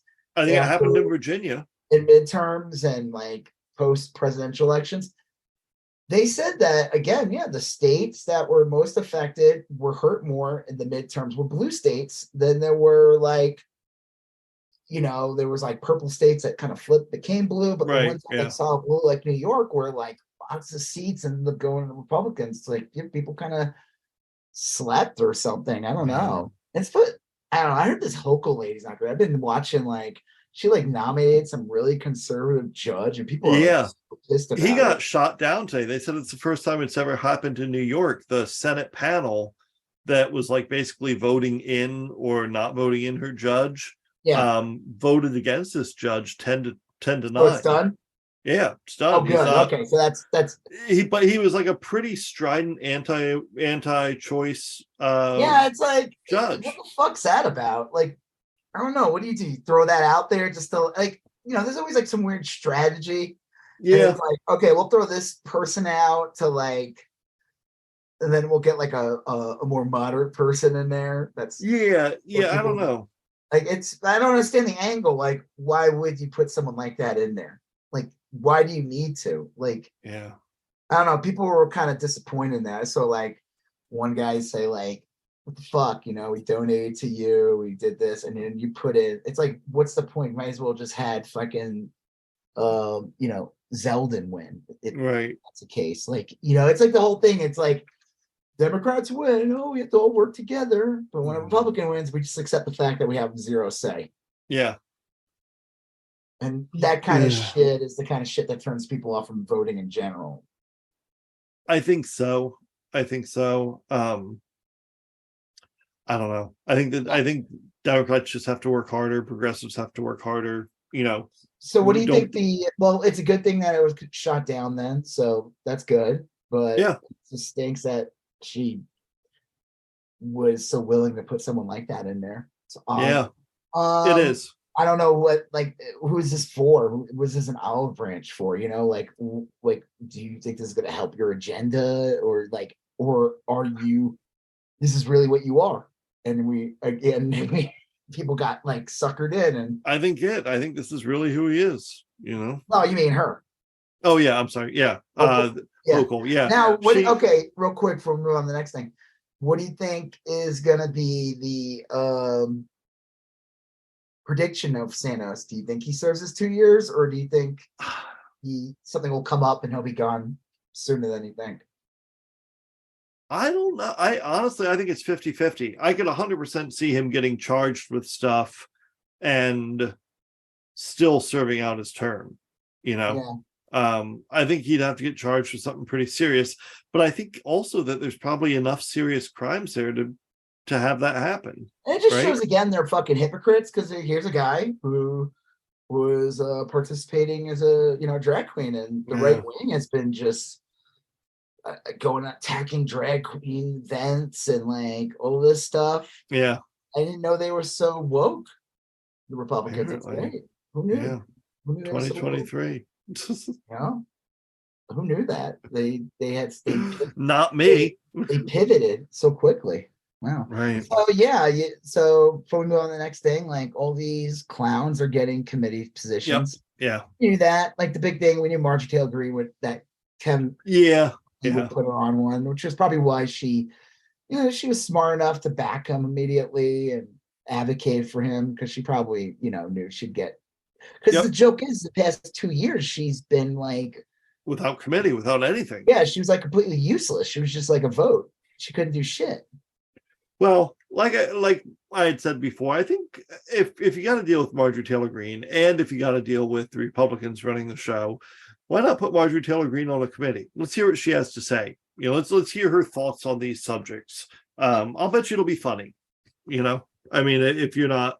Yeah, I think we'll find funny, but people like that are cancer, and it's best to not have cancer in your body. True. Okay. No matter how funny cancer is. Yeah. Like it's just historical. Right. Yeah. Classically comedy. It's an inside joke. No, it definitely is an inside joke. Definitely. Yeah. It's probably best to just not have cancer. Right. Yeah. I think most doctors advise against it. Yeah. They usually are. They're like, you know what? I'm anti-cancer. Right. They usually are. Yeah. I see a lot of TikTok videos they all start out like, I don't know who needs to hear this, but you should not get cancer. Right? You should. Yeah. Like it's usually I usually tend not to trust doctors that say, what's a little cancer going to do? Yeah.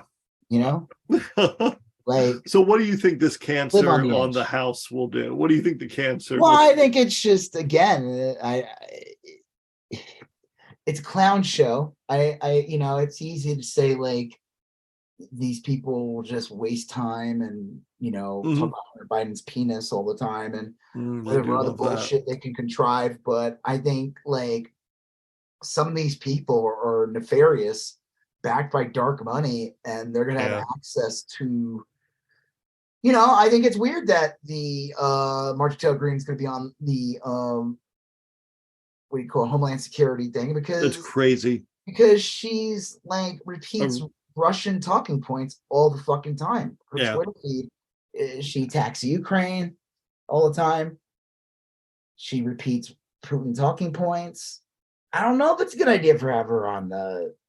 Yeah, I wonder if I wonder if the Biden administration can say like, we're going to not share our briefings with this committee anymore. That used to drive me nuts when Trump was president, if I remember right, the Democrats ran the House, but Trump would just invite the Republicans directly to his Oval Office and give them weekly briefings. Yeah, no, he did not work with them. So I'd be tempted if I were Biden, and he won't because he frustrates me like this, but I'd be tempted to say, hey, we're having national security briefings with Democratic leadership, and that's where we'll really cover the nuts and bolts. And then after that, we'll distribute the notes to the Homeland Security Committee, Yeah. They won't do it. I don't know. We'll see where it goes. I think, again, it's going to be a clown show. When Democrats are in power, there's discussions of actual policy. Yeah. Most of the time they don't go into effect, but there's at least a discussion about healthcare, environment, wages, and all that stuff. Real practical things that would have a real effect on your everyday life. You might get a little bit of foot forward, foot back, but at least it's like it's in the process and it's actually discussed and it's the actual conversation. But when the Republicans are in power, it is 100% complete, utter. Oh, it's a disaster. Shit. Yeah. And they're not going to be talking about actual jobs. They're not actually going to be talking about any of these things that would benefit people. It is like 70% of their agenda involves people's junk. Like dicks. Junk? Yeah, like dicks. Like their penis. Well, they got the Hunter Biden thing. Yeah. They've got trans things. They're just like super focused on genitals. That thing with Matt Walsh. I guess he had kids. Yeah. Yeah, I hope nobody harasses his kids like Yeah, he harasses other people's it's kids. yeah, Fuck that guy. he's terrible. Like, yeah, congrats on your kids. I hope they fucking hate you.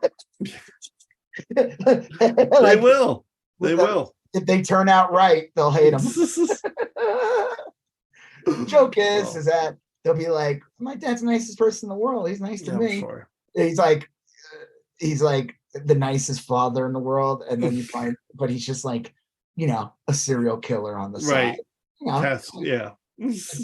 like Dexter. He's a great dad, or he tried Oh, to be, but then he's jeez. like murdering people on the side. It's like, Dark Passenger. Dark yeah, Passenger. Dark Well, yeah. Passenger. Isn't that what he Except called the Matt Walsh's passenger is obsessed with people's genitals. They do. I'll tell you, like 90% of the Republican platform is involved with genitals in one way or the other. They love genitals. They are. They're like Such a gross word. Genitals. all right. So next up we got and I saw this today. I don't know how Oh, go speaking of ahead. genitals, going back Yes. to the M&Ms, Nick Adams, his obsession, he was like, he said he won't eat the M&Ms that have women on it. He only eats M&Ms that have cocks and balls. He needs, yeah, he does need that M&M cock.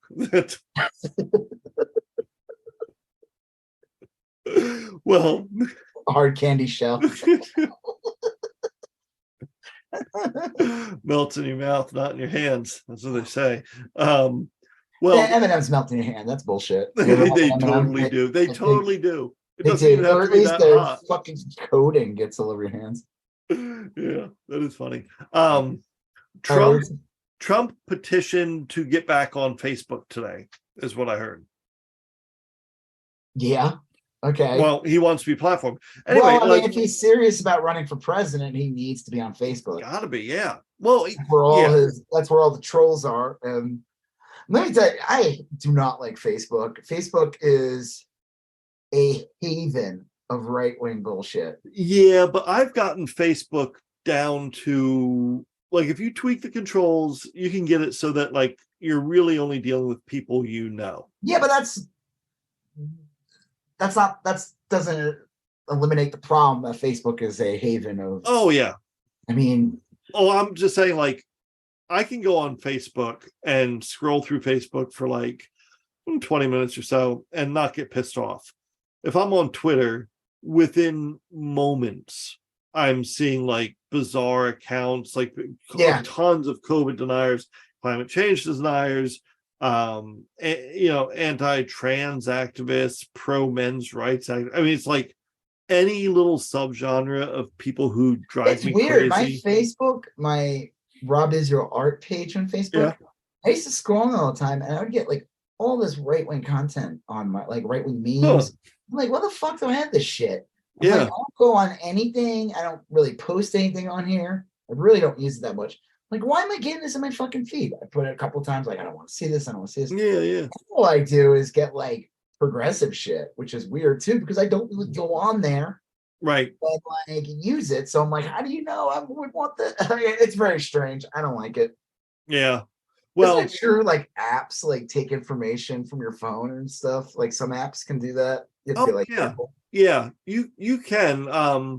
It's weird. I used to feel differently about it. I used to be like, well, in some instances it's good. Like if my Fitbit app or my Apple Watch exercise program has noticed that I'm running every day, then my content will show me more running related stuff. I'll see more ads for shoes. I'll see more articles for, and I was like, well, I guess that's kind of cool because it's just like reflecting your world, but it's really not cool. It's like deceptively. I mean, it's just sort of like. That's why I like, everyone jumping on these like social media platforms, all these new ones and everything. It's like, you gotta be careful because some of them are literally just gonna like steal your information. And like, oh yeah. They don't even. Yeah, the joke is you'll probably never use it, but it's like they got all your information. So right. Yeah, I don't know. It's interesting. I hope Trump doesn't get back on Facebook. I think wherever Trump goes, bad things follow, Yeah. Well, I mean, I guess I could see him getting back on because they'll make some bullshit and say like, oh, well, he's a candidate, but at the same time, it's like, yeah, but like maybe he shouldn't be allowed to run for president because he right. started it. Like that was always like the big joke with Twitter, with the Twitter files thing, is Yeah. like they would put out this bullshit about like these stories about like the evil cabal at Twitter that Right. was trying to make sure Trump couldn't be on Twitter anymore. And I'm like, okay, so you're posting this like it's this big shock, and it's like you're ignoring the fact that the only reason why they got rid of him was because he committed a coup attempt, Right. and Twitter removed him after the fact, not before. They Yeah. didn't remove him when he was denying the election for months. No. So the Twitter file thing's stupid. Yeah. Yeah. I hope Facebook doesn't bring him back. It would not shock me one bit if he does come back. Yeah. I feel like Mark Zuckerberg, whoever gave themselves a way out, because they basically said that after 2 years they would review right. him coming back, and I think it's been over 2 years. That sounds about right. So I think it would not shock me one bit if he gets to go back on. Yeah, I that's my anticipation is that he will. That'll suck. I mean, what difference would it make? I mean, advertising it, but who gives a shit? Like, he just gets a lot of things going. I think that's I can't explain it well, but like in my head, there's these threads that kind of together make a story. And it's like obviously Trump inciting a lot of this behavior or normalizing it or making people feel comfortable doing it out in public. Yeah, and then, well, it's like the guy shooting up the place. Well, yeah, then that's the other thread is that there's like real legitimate violence, like that plot to kidnap the governor in Michigan and this guy who shot up. He like laughed about it when it happened. Yeah. He literally laughed about it. The attack on Paul Pelosi's husband. There's like a string of like violent crimes. Yeah. And then the third thing is that thing I was showing you from that creator on TikTok, where there's like social media allows them to spread all these dog whistles, but they're also using them to like communicate, and to like feed into their bullshit. I mean, like I think a lot of these people start out as like, I don't like Democrats because I don't want to pay taxes. Well, and then even like the libs of TikTok thing is kind of nefarious and besides the fact that she's horrible, what makes it awful is that, and how effective she is that she's like making fun of. It starts out with like her just kind of posting videos of weird, aggressive people who are just do not represent. They're just like the extreme end, or caricatures. The clips are they're clipped. They're not, not full context. You don't know what it is. It's like, that's a non-binary person with pink hair, whatever. And it's meant to like ridicule, right? And I could see your average normie seeing it and being like, oh, these people are fucking weird. But then she, like, you find out, she's like a hard right extremist who doxes people, puts out information, gives marching orders to Proud Boys to show up to like not trans, but to like the drag queen story hour stuff, harass people. She's literally like a cipher for all that shit. So it starts out as like a right-wing joke, and it's like, no, this is like a call to action, and it's actually like kind of fucked up. And then you find out that her account was always protected on Twitter, that that they were never there, like that a person, an employee, any employee who's trying to use the whatever you call it, what do they call it, terms of agreement or whatever. Her account was one of the accounts is listed as, you can't remove this account. If she breaks term agreements, it's like up to like the owner or whatever. And this was pre Elon Musk. So I don't know. That's about weird. That agenda. Now let me go back. I think then I actually wouldn't be shocked if Facebook didn't bring Trump back, because unlike Twitter, Facebook wants to actually continue to make money, Yeah. actually be taken seriously and respected, and like be considered an actual advertising Yeah. place, a place for businesses to grow. And letting Trump back on is pretty fucking toxic. Yeah. To let him back on, I think would be a very bad move on their part. Now they may get like a spike in ad growth or whatever that month, but I think as like I could see companies being like, you know what, we're not going to pay for advertising anymore in here. We're going to drop everything on here. Because like Elon Musk is a fucking idiot. See, Twitter, unlike Twitter, Facebook is like as dumb as Meta was and all that shit. Like they're serious. They're still a serious company. Like Mark Zuckerberg wants to make money. The people who work there want to make money. Elon Musk is an idiot who completely red pilled, and is like, wait, why doesn't people want to advertise on my fucking shit show account? Like, Facebook, on the other hand, is like, I could see them not letting him back on. Yeah, I could too. For that reason, because they could be like, we think we want Facebook to be a place where people could feel welcome, and we feel like that I think he's a little divisive. I think they're in a transitional space, and they don't want to transition into that. We'll see. It could go either way. Would I be disappointed they let him back on? Yeah, of course. Yeah.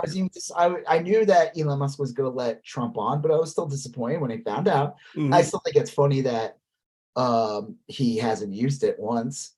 He hasn't tweeted or done anything and again, this has to do with his own social media. Now I'm wondering though if that has anything to do with Facebook too, though, because wouldn't that also break? Yeah. I don't know. I guess if he is supposedly serious about running for president, he could still use Facebook as a way to get donations and. Oh yeah. Yeah, and to spread the message to some degree. I mean, he's not tweeting. Right. He's like disseminating information. Yeah. Yeah, I don't know. What do you think? Do you think they'll let him back on, or do you agree and think that no, they want to like actually be serious and there would be like a bad idea? I think I think they don't let him on, but if it becomes clear that he's the leading candidate, then I could see them reevaluating it, Well, they'll definitely get pressured by the GOP. That's for damn sure. If he's the lead, if he ends up being the primary winner for president. Yeah. Oh. Honestly, what's funny? I heard about like Meta, real quick about Meta and all that shit is that like the joke about all that crap is these companies have to constantly pump their investors, so they have to come up with like it. It's like almost like a Theranos. Yeah. So they have to like make so that whole like what was it called, the metaverse or whatever Facebook. Yeah. It was hideous, like half body people. It was about a year ago. Yeah, there's supposed to be the metaverse. Whatever came of that? I don't know. I don't think anything came of it. I mean, I think there's still people working on it, but it's clearly not come to fruition. They made an app called like Meta, and I have it. And they want you, if you have like a Facebook page, an Instagram page, they want you to, you could just use Meta and you can manage everything on there. I never use that app. I never use that app. It's super unfriendly. It's confusing as shit. It makes no sense. I'm like, wait, so I'm merging my Facebook and Instagram account? I don't want to do that. Yeah, exactly. A lot of the things they present as advantages aren't really advantages. Like the funny thing is sometimes I'll get like there was this one guy who would DM me on my Instagram, but he was DMing me from his Facebook, and he accepted his DM. It would merge my DMs with my Facebook. I was like, fuck that. I'm like, I'm just not gonna respond to this guy because no, I want my Instagram DMs to be separate from Facebook. I don't want. It's like if you want to reach out, you're gonna have to use Instagram. Or I have a Facebook page, you can just reach out to me there. Yeah, like, one or the other. I don't want to merge these two. I want them to be separate entities. I just think for one, they work better as their own thing anyway.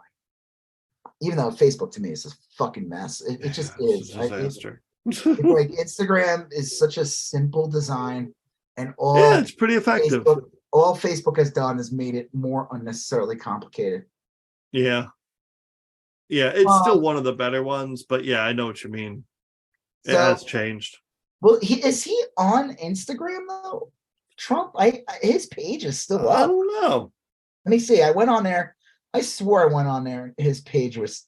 I would think a Facebook quote would cover a ban from that too, like not a Facebook quote, Donald Trump. Yeah, President, real Donald Trump with the question mark. He's up. I mean, he hasn't posted anything since January 5th, 2021. Oh, jeez. No, it's funny when you're like, yeah, right. Yeah, it's what the post is, the fifth. Join President Donald J. Trump at the Save America March. Oh, Lord. Wednesday, January 6, 2021. It's up. He hasn't posted anything on it, but I find it insane that this is like still up. Yeah. This is basically saying like, this is literally advertising January 6th. God, that's crazy. I never that's the last post, and it's just sitting there. That was the funny thing when now I don't know if like he can use it. Maybe he's blocked out of it, but I would imagine they would have just gotten rid of the account. I have no idea. Yeah. But because my first account, it's gone. If you type in Rob Israel, it doesn't exist. My original account on Instagram is gone. Like they nuked it. Which still bugs me to this day, but well, it's fucked, dude. I was like 8 years of work on there and like contacts that were not on my other one. It was bullshit. I was canceled. I'm not even joking. I literally was. like a real version of it. Like I actually was canceled for let's see, what was I canceled for? A pro-choice content. Yeah. Where's my freedom of speech? What's that about? It's crazy though that's his last post on here. So when Elon Musk brought his Twitter account back, it unlocked his account and all interactions, so you can see all the tweets, everything leading up to January 6th. Yeah, it was all there. And I was like, man, if I was part of the freaking January 6th committee, I'd be telling these motherfuckers, dude, just Elon Musk just gave you a gift. Look at this shit. It's all fucking there. Yeah. All right. So 2 more things. Yeah. Rittenhouse. Kyle Rittenhouse. Who is that guy? What is it? Kyle Rittenhouse? Yeah, what is it? Who is it? He was the young man who had his mom drive him from one state to the next so he could visit a friend? What? Visit a friend or what? Kyle Rittenhouse? Yeah, no, not to it. No, he wanted to shoot some protesters. The ultimate owning of the libs. Nothing owns the libs more than murdering them. Yeah, right. That's a classic. Just ask Peña. Here, this is a weird thing. You mentioned he was crying over getting canceled. Kyle Rittenhouse, I was joking. I know who he is. We talked if you listen to the podcast. Yes, Basically, since that night where he killed people, he was. There was a rigged court. The judge was known right-wing chud. Yes. They favored him. It was brutal. He was innocent of all counts, even though all the evidence shows, tons of videos show, he agitated the crowd. Yeah. He was there with a gun, intimidating people. He murdered 2 people and maimed someone else. And since then, some people would say like, hey, Kyle Rittenhouse's going to go out on back to his life. And go to college and just oopsie. I made a little oopsie. I'm gonna try to move on from this. No, he did it. He turned into a weird MAGA celebrity. He shows up at TPUSA all the time. Yeah, events. He goes on right-wing podcasts. He's a grifter. He's a hanger-on and a grifter. Right-wing grifter. He was selling NFTs not too long ago. He's the Kalo Caton. Who was that guy? Kato. Yeah, Kato. Call me to find out. secrets of OJ. Yeah. Kalen was The pool OJ's boy. pool boy. I always found it funny that, like, all right, I'm not gonna talk about that. So yeah, this guy just became like a full-on right-wing grifter, and all he does is cry on his Twitter. Well, one, he puts out weird religious quotes, say he's pro-life, Yes. which is hysterical because he's not very pro-life. He killed 2 people. And anyone that's pro-life, even if they claim they were defending themselves, they wouldn't kill people. They would maybe, like, he would have shot the guy in the leg. He would have shot the guy, done something to make sure that the so-called person wasn't apprehended. If he was. Yeah. No, he was a coward. He blew his AR-14 or AR-15 at these people and killed them. Since then, he's been putting out like GoFundMes for so-called court cases that might happen. Yep. And I guess he's been doing events around the country, going on tour or whatever. I don't know what it's for. And I guess 2 of them, I don't know how many others, but I saw 2 of them were canceled. One of them was at like a brewery in Texas. Yeah. Texas. Do you know where in Texas? Yeah, it was the Southern Star Brewery. And it was, let me see where that was. It's not too far from where I live. At the HOA in Highland Village. Yeah, right. Now where was this? Hold on, let me see. Okay. Southern Star Brewery, which is in, let's see, Conroe, Texas. I don't know where the hell that is, but it's not too far from here. And I looked up this place when they announced, because in the local media around here, we got this Kyle Rittenhouse is coming your way, so get your chud gear signed and blah blah. And so I looked it up and I was like, oh shoot, that looks like a nice brewery, probably somewhere I would have gone prior to this. And they looked pretty MAGA friendly. They weren't super political, but it looked like, I mean, I imagine most breweries and stuff people would just assume that they're conservative. Right. But then the brewery canceled them and said, like, look, we're not really political or anything, but we don't like this pig. Like, that's basically what they said.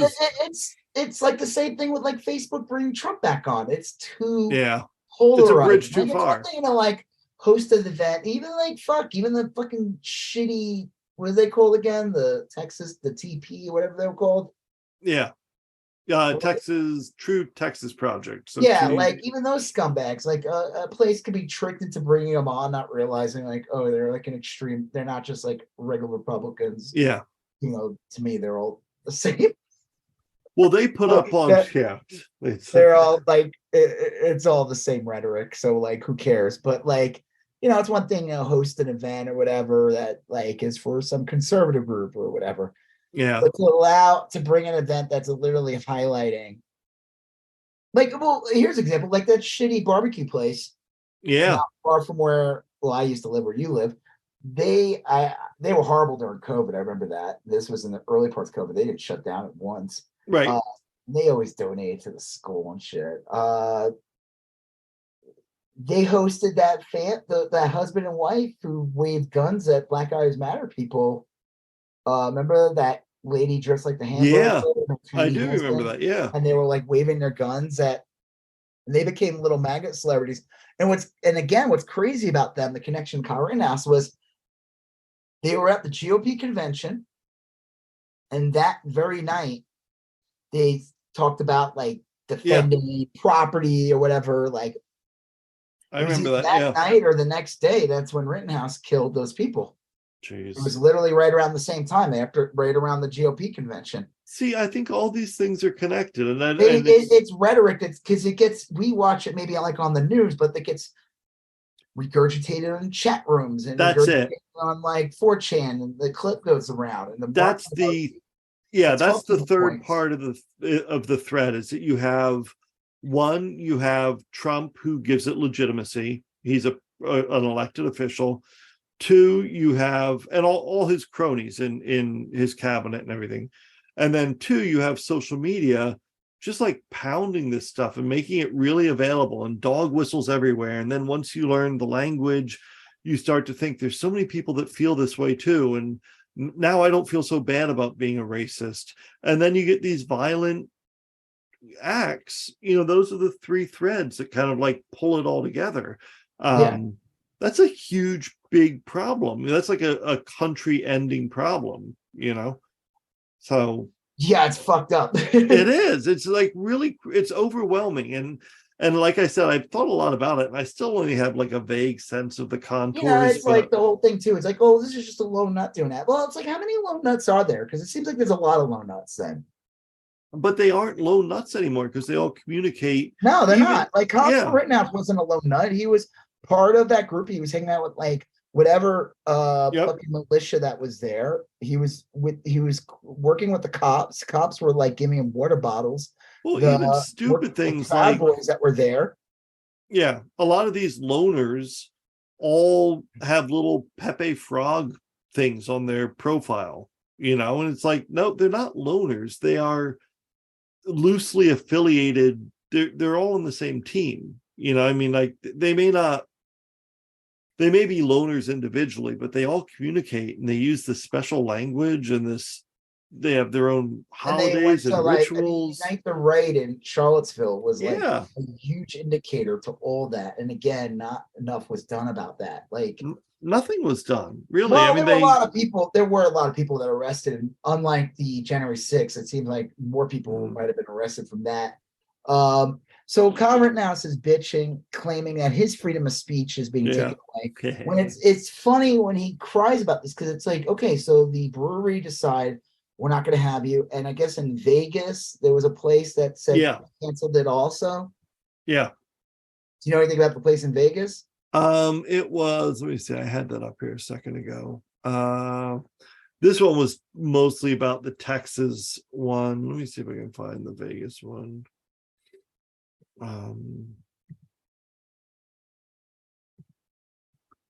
At the Venetian Resort. He was going to be at the Venetian. Actually, he was supposed to be at the Venetian Resort today. I mean, yesterday now, but and it was on the Sunset Strip. I mean, I've been to the Venetian Resort. It's a nice, big, legitimate place. He probably just rented a conference room and was going to give a talk there, but still. Well, not him. Whoever's running this. And sure. Not giving shit.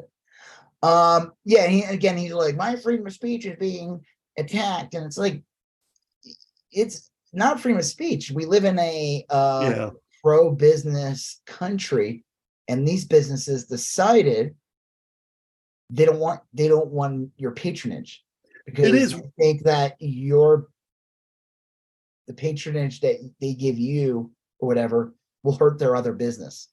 It is weird how like a place like the Venetian might say no to Kyle Rittenhouse, but would be glad to have a Kid Rock concert there, where Kid Rock is. Well, at the end of the day, Kid Rock didn't kill two people. Like Kid Rock is still a musician, regardless of his politics or whatever are. At the end of the day, he's there to bob, bang, bang, dig a bong, dig a bong, bing a bong bong. Bod would have banged. Biggie bomb. Well, you're right. Kyle Rittenhouse only has killed people. Yeah, that's it. Like Kyle Rittenhouse doesn't have anything to offer. Like he's not there with a guitar. He's not there to play music. He's not there to like he's there to literally just like talk about how he killed people. Yeah, using. So like, in the end, like I said, same thing with like Ted Nugent. It's like, it's gonna be horrible. But at the end of the day, he's still a musician, and it's up to a place to be like, we don't want this guy here. We're not going to book him here. We're not gonna take the show here. But yeah, like I said, Kyle Rittenhouse has nothing else to offer. His only existence is that he murdered people. Yeah. Which well, I just think it's hysterical. This little bitch is crying about freedom of speech, and it's like, so the places don't have a right to freedom of speech? Yeah, or the people that were protesting don't. I mean, like, I don't know. Yeah, at the end of the day, it's like, say what you want about these people, but like they were there protesting Black people getting killed by cops or getting maimed by cops. Like that was in Kenosha shortly after a Black man was shot in the back by cops for no fucking reason at Right. all, like multiple times. The guy who was shot lived, but he's like permanently disabled, like he'll never walk again. And they were there to protest, and you know, Conrad Aslam can claim that they were burning the cities down or whatever bullshit they want to claim. He had no business being there. No. I mean, that's And and everybody knows that. Like, there's protests all over. You know, like if you went to the Million MAGA march and felt vaguely threatened and started shooting people, everyone would know that's bullshit. You know what I mean? Like, I don't know.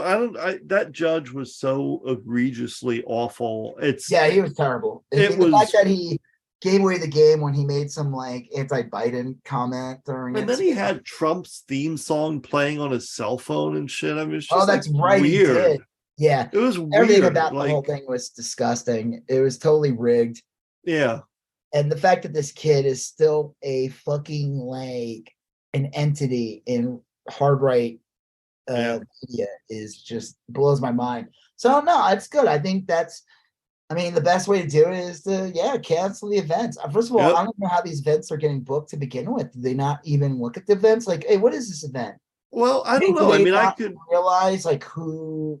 That's how it got booked at the community center when you lived here. Is that it got booked by someone, and then just a random person, and it said for like a dinner, and then people like me and you noticed the flyers, and we called them, and the HOA out this was not a dinner. This was for the TTP. The HOA people were like, "Well, fuck, we just thought it was like some dude's dinner, you know, like we didn't know." And I believe that. Party. Yeah, I mean, I believe that. And when you rent a facility, I mean, often you're not renting it under like, hey, I'm Kyle Murder Pig and I'm here to like. So it was for some other event or whatever the event's called. It's probably like. And then they find out that he's like the guest of honor. Right. Yeah. Or it could have been like he could have a LLC called like, you know. Hog shit. Yeah, like who knows? Murder Pig Incorporated, you know, and they're like, oh, we didn't know it was that Murder Pig. You know, we just thought we thought that was like a new video game, Murder Pig. Yeah. You know, Rocksteady and Bebop LLC. Well, I don't know. Yeah. Anyway, I hope it keeps happening to him, and I hope he ends up going bankrupt. And I don't know. We'll see what happens. I mean, again, the guy. The only thing that it seems like the worst that can happen to him at this point is just obscurity. Yeah, and I think that's going to be good enough. I mean, like, look, he's got to be fucked up. You know, I mean, like, just get him off the stage. Get him. I don't think he has any remorse for what he did. I don't think he has any remorse, but I think he's fucked up. You know, I think he's fucked up because I think he's a sociopath. You know what I mean? Yeah. But I think he's like. I think it keeps him awake at night. Here's the comfort I get is that he probably had a persecution complex before. It's probably like tenfold now. He probably lays awake all night wondering why the world has conspired against him, and it probably makes him miserable. But I don't think he'll ever realize like, oh, it's probably because you like murdered. Nope, he won't. No, he won't. That fact that like a video came out of you hitting a girl. Or like, but in a way that's even better. It's kind of funny that he thinks life has arbitrarily been unfair to him. That's funny. Haha. You know, I mean, like if he thought it was for a good reason, he might be like, oh, I guess I deserve this. Oh well, I'll use it as a learning experience. No, that won't happen. He's just bitch about it, say he's being canceled. Radical left. He's gonna be the one where his grandkids probably voted for Trump anyway.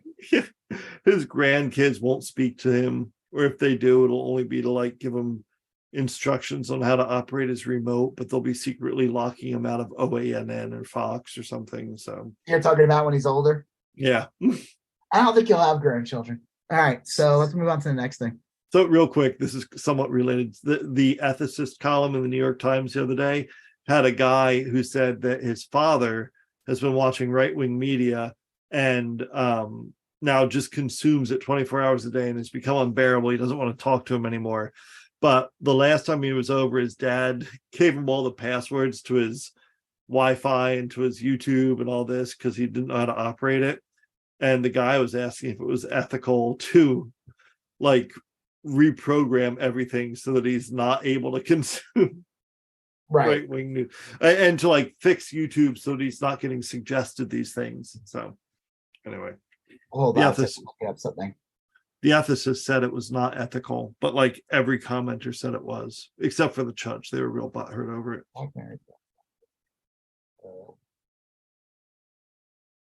Hold on one second. Yeah.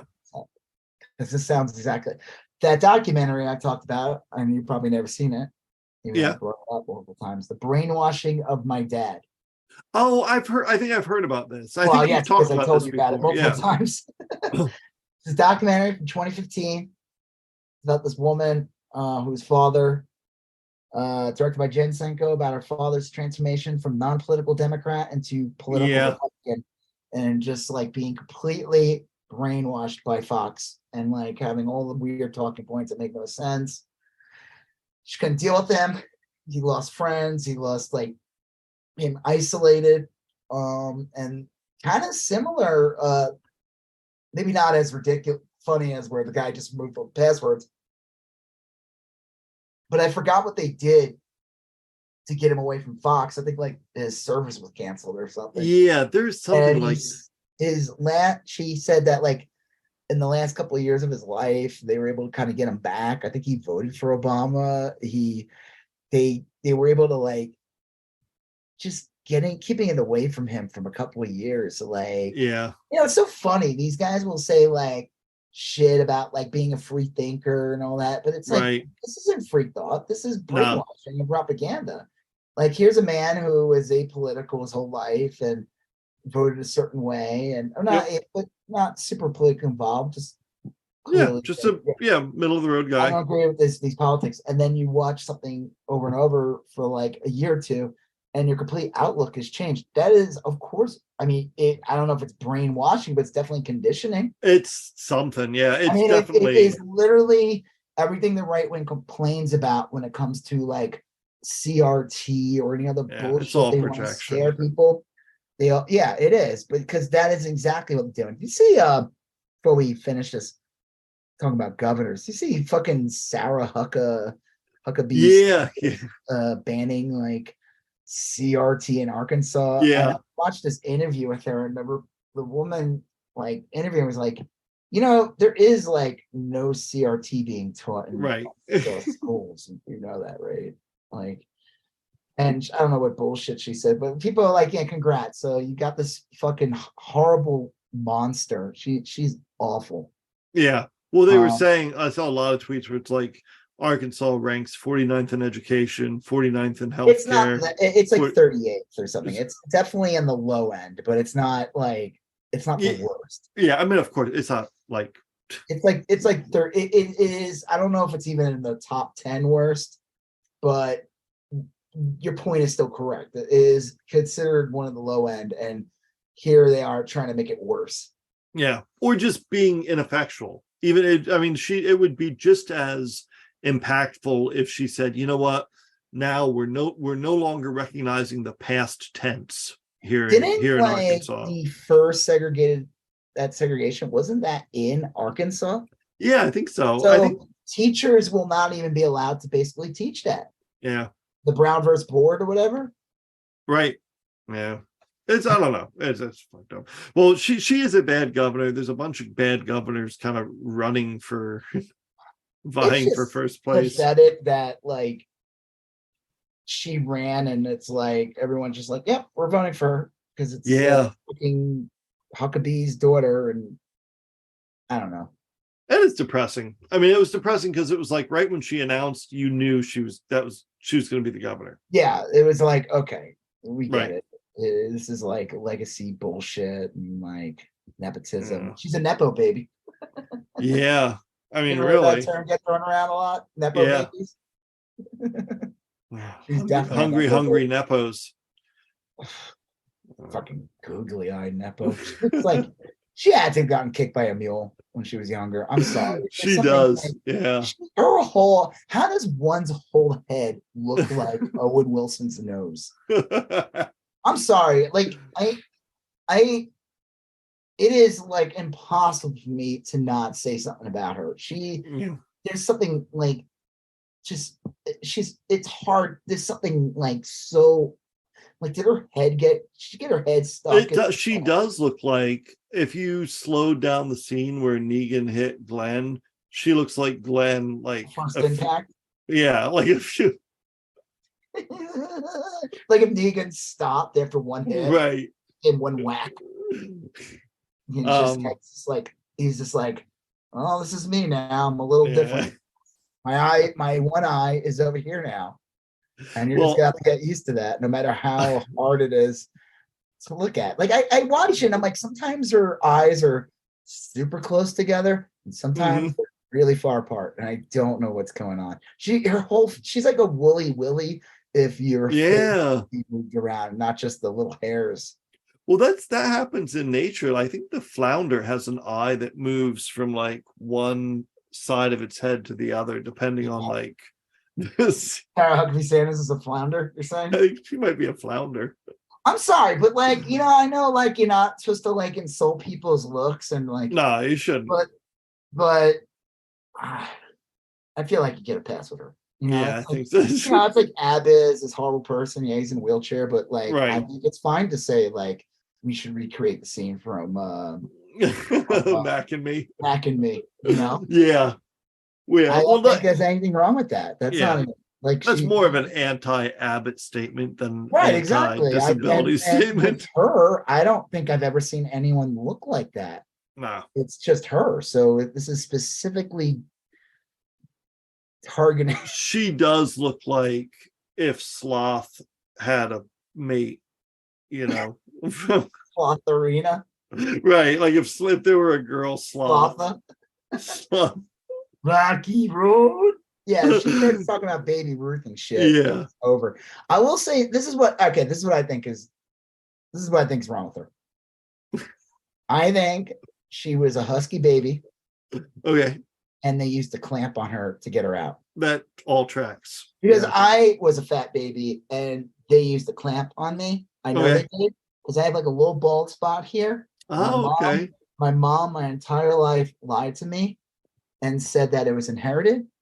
Oh, huh. And it made no sense. I'm like, why would there be a random inherited bald spot? Like, right here, side. It's like there's nothing I can do about it. I'll never grow hair. And it's all because they used to clamp on my fat ass to get me out. I was like, I think I was like 16-pound baby. I don't know. Or maybe I think I was 11 pounds. And I think that's what happened to her. I think she's a clamp baby.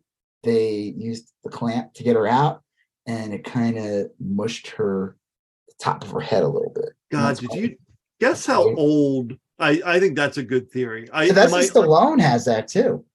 That does seem like pretty advanced medical technology for Arkansas. Yeah. I would think Arkansas would go more like with a toilet plunger or something like. Vacuum. Oh yeah. And she was born in where was she born? She was born in Arkansas herself? Probably. Guess how old? Oh yeah, born in Hope, Arkansas. I know she's younger. She was born in Hope, Arkansas, which is also where Bill Clinton is from. And Hope, Arkansas has a population of like 10,000. Okay. And now you have like two Huckabees and a Clinton from Hope, Arkansas. What the fuck? Like, what are the odds of that? Wow, anyway, she is 40 years old. Yeah. Yeah, I know she was young. Yeah, I knew that. Oh. I figured she was in her 30s, but whatever. I would have guessed older. That is crazy. She was like a pundit on Fox News for years until she went on and worked for the Trump administration for a little bit. Yeah. There's nothing in her Wikipedia page about her head. This kind of. Why don't you make an entry? Can you make an entry for that? Yeah, I have a pretty good collection of wiki edits. I usually focus on grammar and syntax. Can you offer a new category for her? Yeah, I used to create new categories, like good one, like really. I don't want to put my Wikipedia editing privileges at risk because they will suspend you. Shit. Yeah, but this might be worth it. Even if it's it might be, because you can take a screenshot of it and put it out there.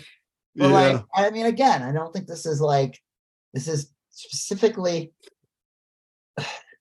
Yeah, I don't know. She's gonna be a horrible governor. I knew that when she announced it that she was inevitably going to be the winner, and she'd be the governor. And I don't know how long. I don't know if they get like 2 terms. Yeah, I don't either. I don't see her. The only thing I could see is like, okay, she'll end up in the Senate next. That's about it. She'll end up the next senator of. She's young enough, so she's only 40. She won't if it is only 2 terms. She had thyroid cancer recently. Oh, now I feel bad. Oh, I don't. Okay. Yeah. Well, in that case. Oh, here we go. Okay, Sarah Huckabee Sanders' eye injury. Let's see. She was she kicked by a mule. Sarah's smoky eye. Is that no? That's from that's a different thing. Was from like.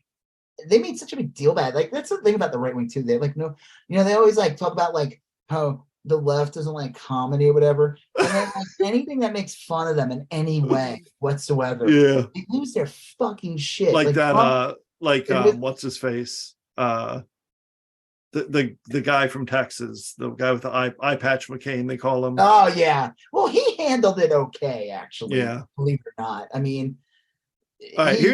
Here's the eye thing. Here's why I like Reddit. They say if you search Sarah Huckabee Sanders' eyes on any social media platform, you'll likely find any number of unflattering comments and tweets. All right, so then it says, why is one closer, but the other one is so much further? On Reddit, however, some users have asked serious questions. And here's a quote from Reddit. Serious question. What is the name of the medical condition that could explain the eyes of White House Press Secretary Sarah Sanders? One Reddit user wrote, there's clearly something, but I can't figure it out. Rocky Dennis syndrome. Yeah. Unnatural ptosis, one drooping eyelid is or lazy eye. Yes. It's not. Really fucked up. It's like the positioning of her eye. It's not like, oh, here's like a lazy eye. It's like there's a whole thread on the optometry subreddit. It's not symmetrical. It's like it doesn't make. Okay, so like Sharon Doherty is a great example of like so if you look at Sharon Doherty, her left eye is actually 6 inches lower than her right eye. Yeah, she's fucking the Toxic Avenger. She looks like a Picasso. She really. It's like if you look at her first, you'll be like, oh, that's fine. But if someone goes up to you and goes, hey, look at her eye. Yeah. You'll be like, holy shit. It is just like an inch lower or something. Google Shannon Doherty and then hit the images tab and then buckle up because you will be looking into the abyss. You will wonder how he defies the word symmetrical. Let's just say that. Right. Now, again, but like Sarah Huckabee, I can't even like explain what is going on with her head because, like I said, it's like Owen Wilson's nose. I don't know every angle of the camera positions on Owen Wilson. His nose looks different. There's like it doesn't make any sense. It's an enigma. And so when you look at her, you see it first, and you're like, yeah. Is it just that her eyes are really close together? Like it's someone like at the bottom of her head. Maybe she has a head like a pear. Like where the pear is like, small on top and then it gets wide on the bottom. Okay, here, I'm looking at her head now, and it looks like it's like this part, like from the cheekbones down, are symmetrical. Yep. But my new theory is the top of her head shifts to the left or something. Yes. Or yeah. It I wonder It's if not just her eyes, it's the whole top of her head. it's her skull. Yeah. This is not like a droopy eye. Yeah, No. like here's a picture right here. Yeah, hold on. It's like Yeah. someone took like a Photoshop tool, the distort tool, and they just feathered a selection and they went, I'm just gonna tilt this part down a little bit. Yeah. And that's why I'm like, did she have a head injury? Or like again, I'm thinking it might be that she's a clamp baby. Forceps, yeah. Forceps baby, like me and Sylvester Stallone. We're part of an exclusive club, fat babies that needed a little extra help getting out. Well, with her, I think they'd need a 5 steps, maybe a 6 steps. Maybe I don't know what's going on here. I know people are like, there's people are gonna be like, you can't say this about it, you can't do that. And I say, I don't care. She's a horrible person. She's gonna, like, you know what? She's gonna be horrible, and there's people who are gonna like suffer because of how terrible she is, and she's part of that machine. Yeah, that's terrible. You know, I could. I don't know what to say. Yeah, I guess we're being mean, but like, yeah, I don't know. It's just, I mean, it's sort of like you know, she has a lot of phenomenon. Well, she has a lot of power, and she uses it almost exclusively to be terrible to people. And she only has that power too because of who her family is. Yeah, and like, so that's it. None of this is earned. None of it's earned. Right. And so, like, yeah, it's not, you shouldn't make fun of people for how they look or whatever, but like, you're kind of powerless to do anything else. Like, yeah, she runs Arkansas. She'll never not. I mean, what? I don't know. What? I'm not going to. She's probably a future. Like I said, she's probably a future senator. I could totally see her becoming the next. Right. She's done being a governor. Like, she's not. I doubt she'll run for president. She's 40 years old. We got like probably another 40 years of this bullshit from her. So yeah, whatever. So whatever. I mean, and maybe in those 40 years we'll figure out what's up with her head. Could be. What if she was like, one day she's on TV and she's looking at the camera, she's like, wait, why is it like that? And she's like this. She just nudges her side of her right side of the top of her head and she fixes it. Like it's she's like made of Play-Doh or something. Or she's like tugs on her earlobe and her head like pops back. Yeah, like snaps to attention. You know what? You know what this is? This is a result of a shunt. This is from a shunting from the anyone watching listening to this right now. We talked about this movie called Society. Yeah. Awesome, cheesy ass horror movie. Oh yeah. Late 80s. It's got some amazing wet gore effects from the 80s. It does. Yeah, it's real nice. It's about upper society and how like they're not human, and they do this weird ass thing where they do a shunt and bodies merge and get distorted. I don't know how to explain it, but I'm thinking that this is actually the result of a shunt gone It's an aborted shunting. Or a shunt gone right. I don't know. I'm not part of that society. That could be they might be like among themselves talking. They'll be like, oh, I'm so jealous of Sarah. Her shunt. The perfect shunting. The perfect shunt. She is the perfect shunt. Wow. Yeah. All right. Well, that might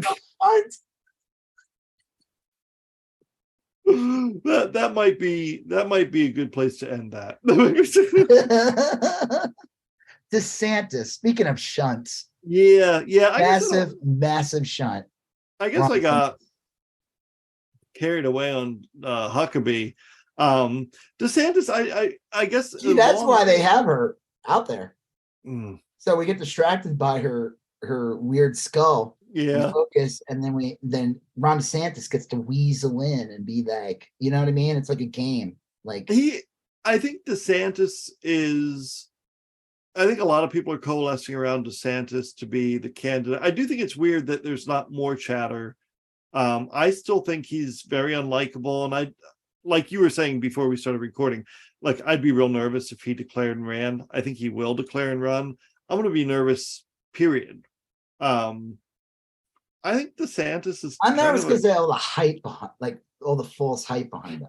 Yeah, but I think that'll collapse quickly. I think he is not ready for prime time.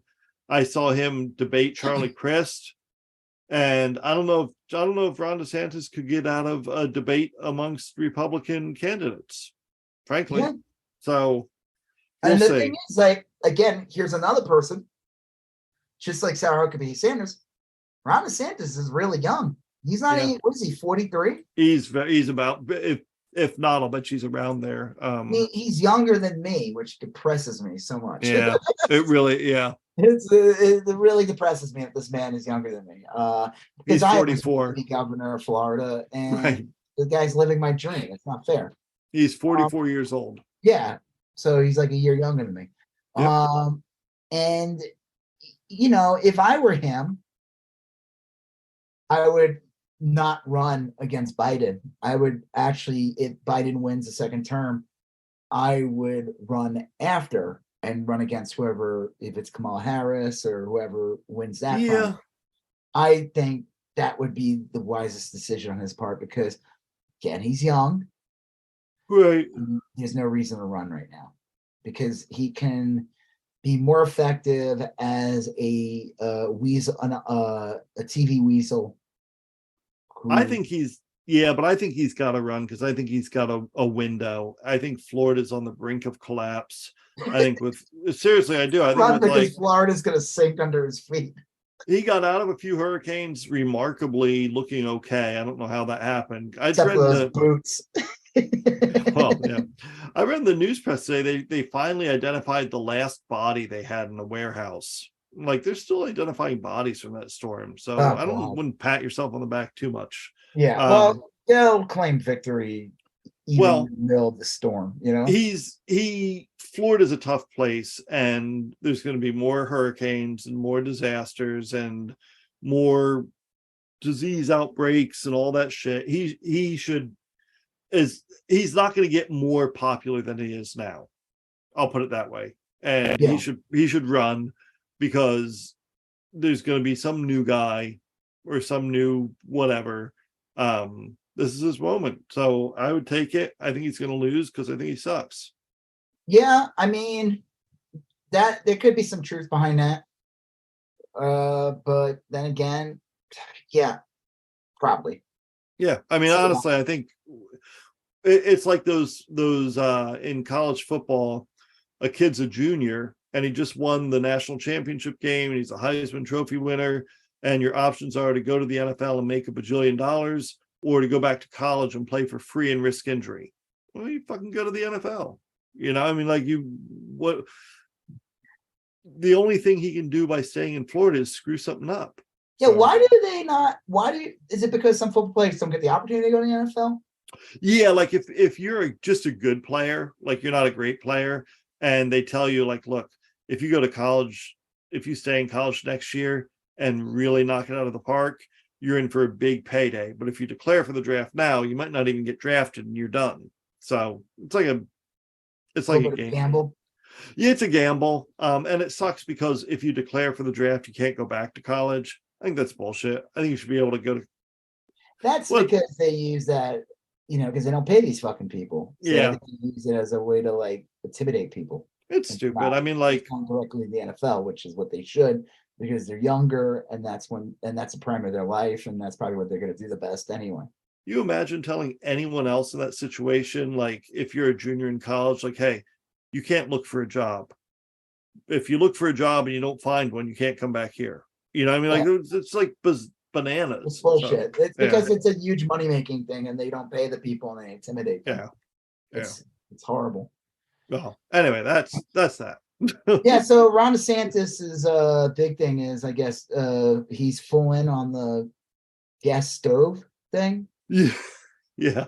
Even though Florida, like, the percentage of people who have gas stoves in Florida is like remarkably low. What did you say? There's no gas lines? Yeah, I was just saying, like, it's not like out in Texas or where there's like natural gas everywhere and like most homes have access to natural gas. Yeah.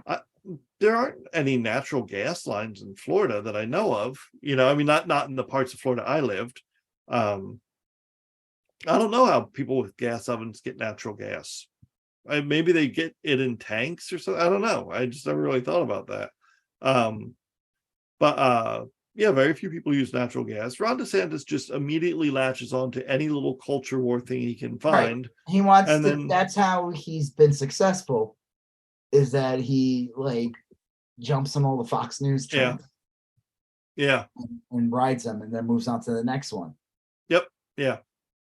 So like, I mean, I'll give him this. I don't think since that bullshit with the Martha's Vineyard thing, has he done that again? I don't think so. And I think that there's some legal, I don't know if I would say there's legal peril for him, but I think there's like enough there so that he's not going to do that anymore. I mean, there's some like legal. Well, it makes no sense for him to do it because they basically asked him afterwards this happened. They were like, well, does Florida have a problem? And he's like, actually, no.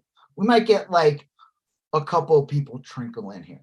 Well, he said the weirdness is the law said that he could use the money to get people out of Florida, but he didn't do that. He got people out of Texas. Yeah. There's a weird way that makes it look like he spent that money illegally. And it's not like he's going to go to jail or anything, but like once you start digging, then you might find some other things. And like people, well, there's a reason why he hasn't done it since then. Right. Exactly.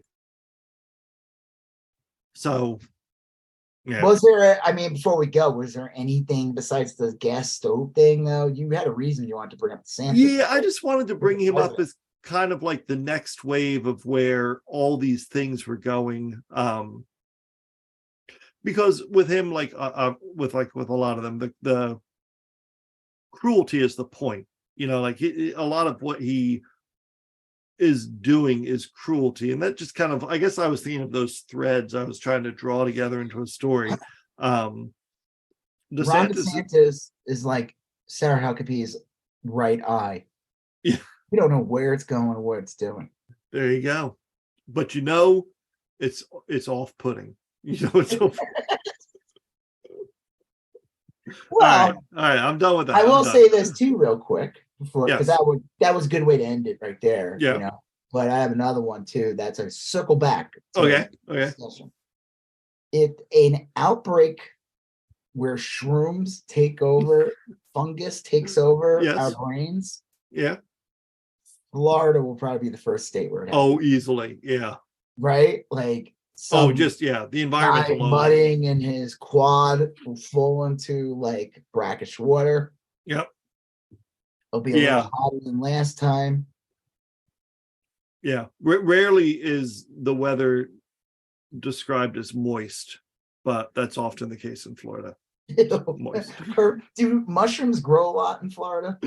Oh, yeah. They have a fungus problem. I used to get mushrooms in my yard all the time. Well, I used to get them in all the time in New York and Texas and but like year round, like in the winter.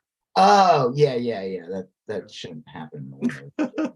Like cold usually. Right. They don't respond to cold usually, right? Like it's no. I could see that, right? Like that would be where it would start. Is definitely Florida. Yeah, I think so. I think Ron DeSantis is an actual puppet, like like one of the Last of Us. Like people, but like a fungus. Yeah, fungus is controlling him, like that ant the guy's talking about in the beginning. Yeah, it could be. Yeah, I think so. Probably. I mean, why not? All right. Well, on that note, I'm Rob Israel. I'm Joseph K. Are you still going on about that? Thank you for listening to You Still Going On About That. Please like, comment, share, and if you haven't done already, please follow us on Instagram, YSGOAT, Facebook, YSGOAT, and Twitter, YSGOAT. Thank you, and have a great day.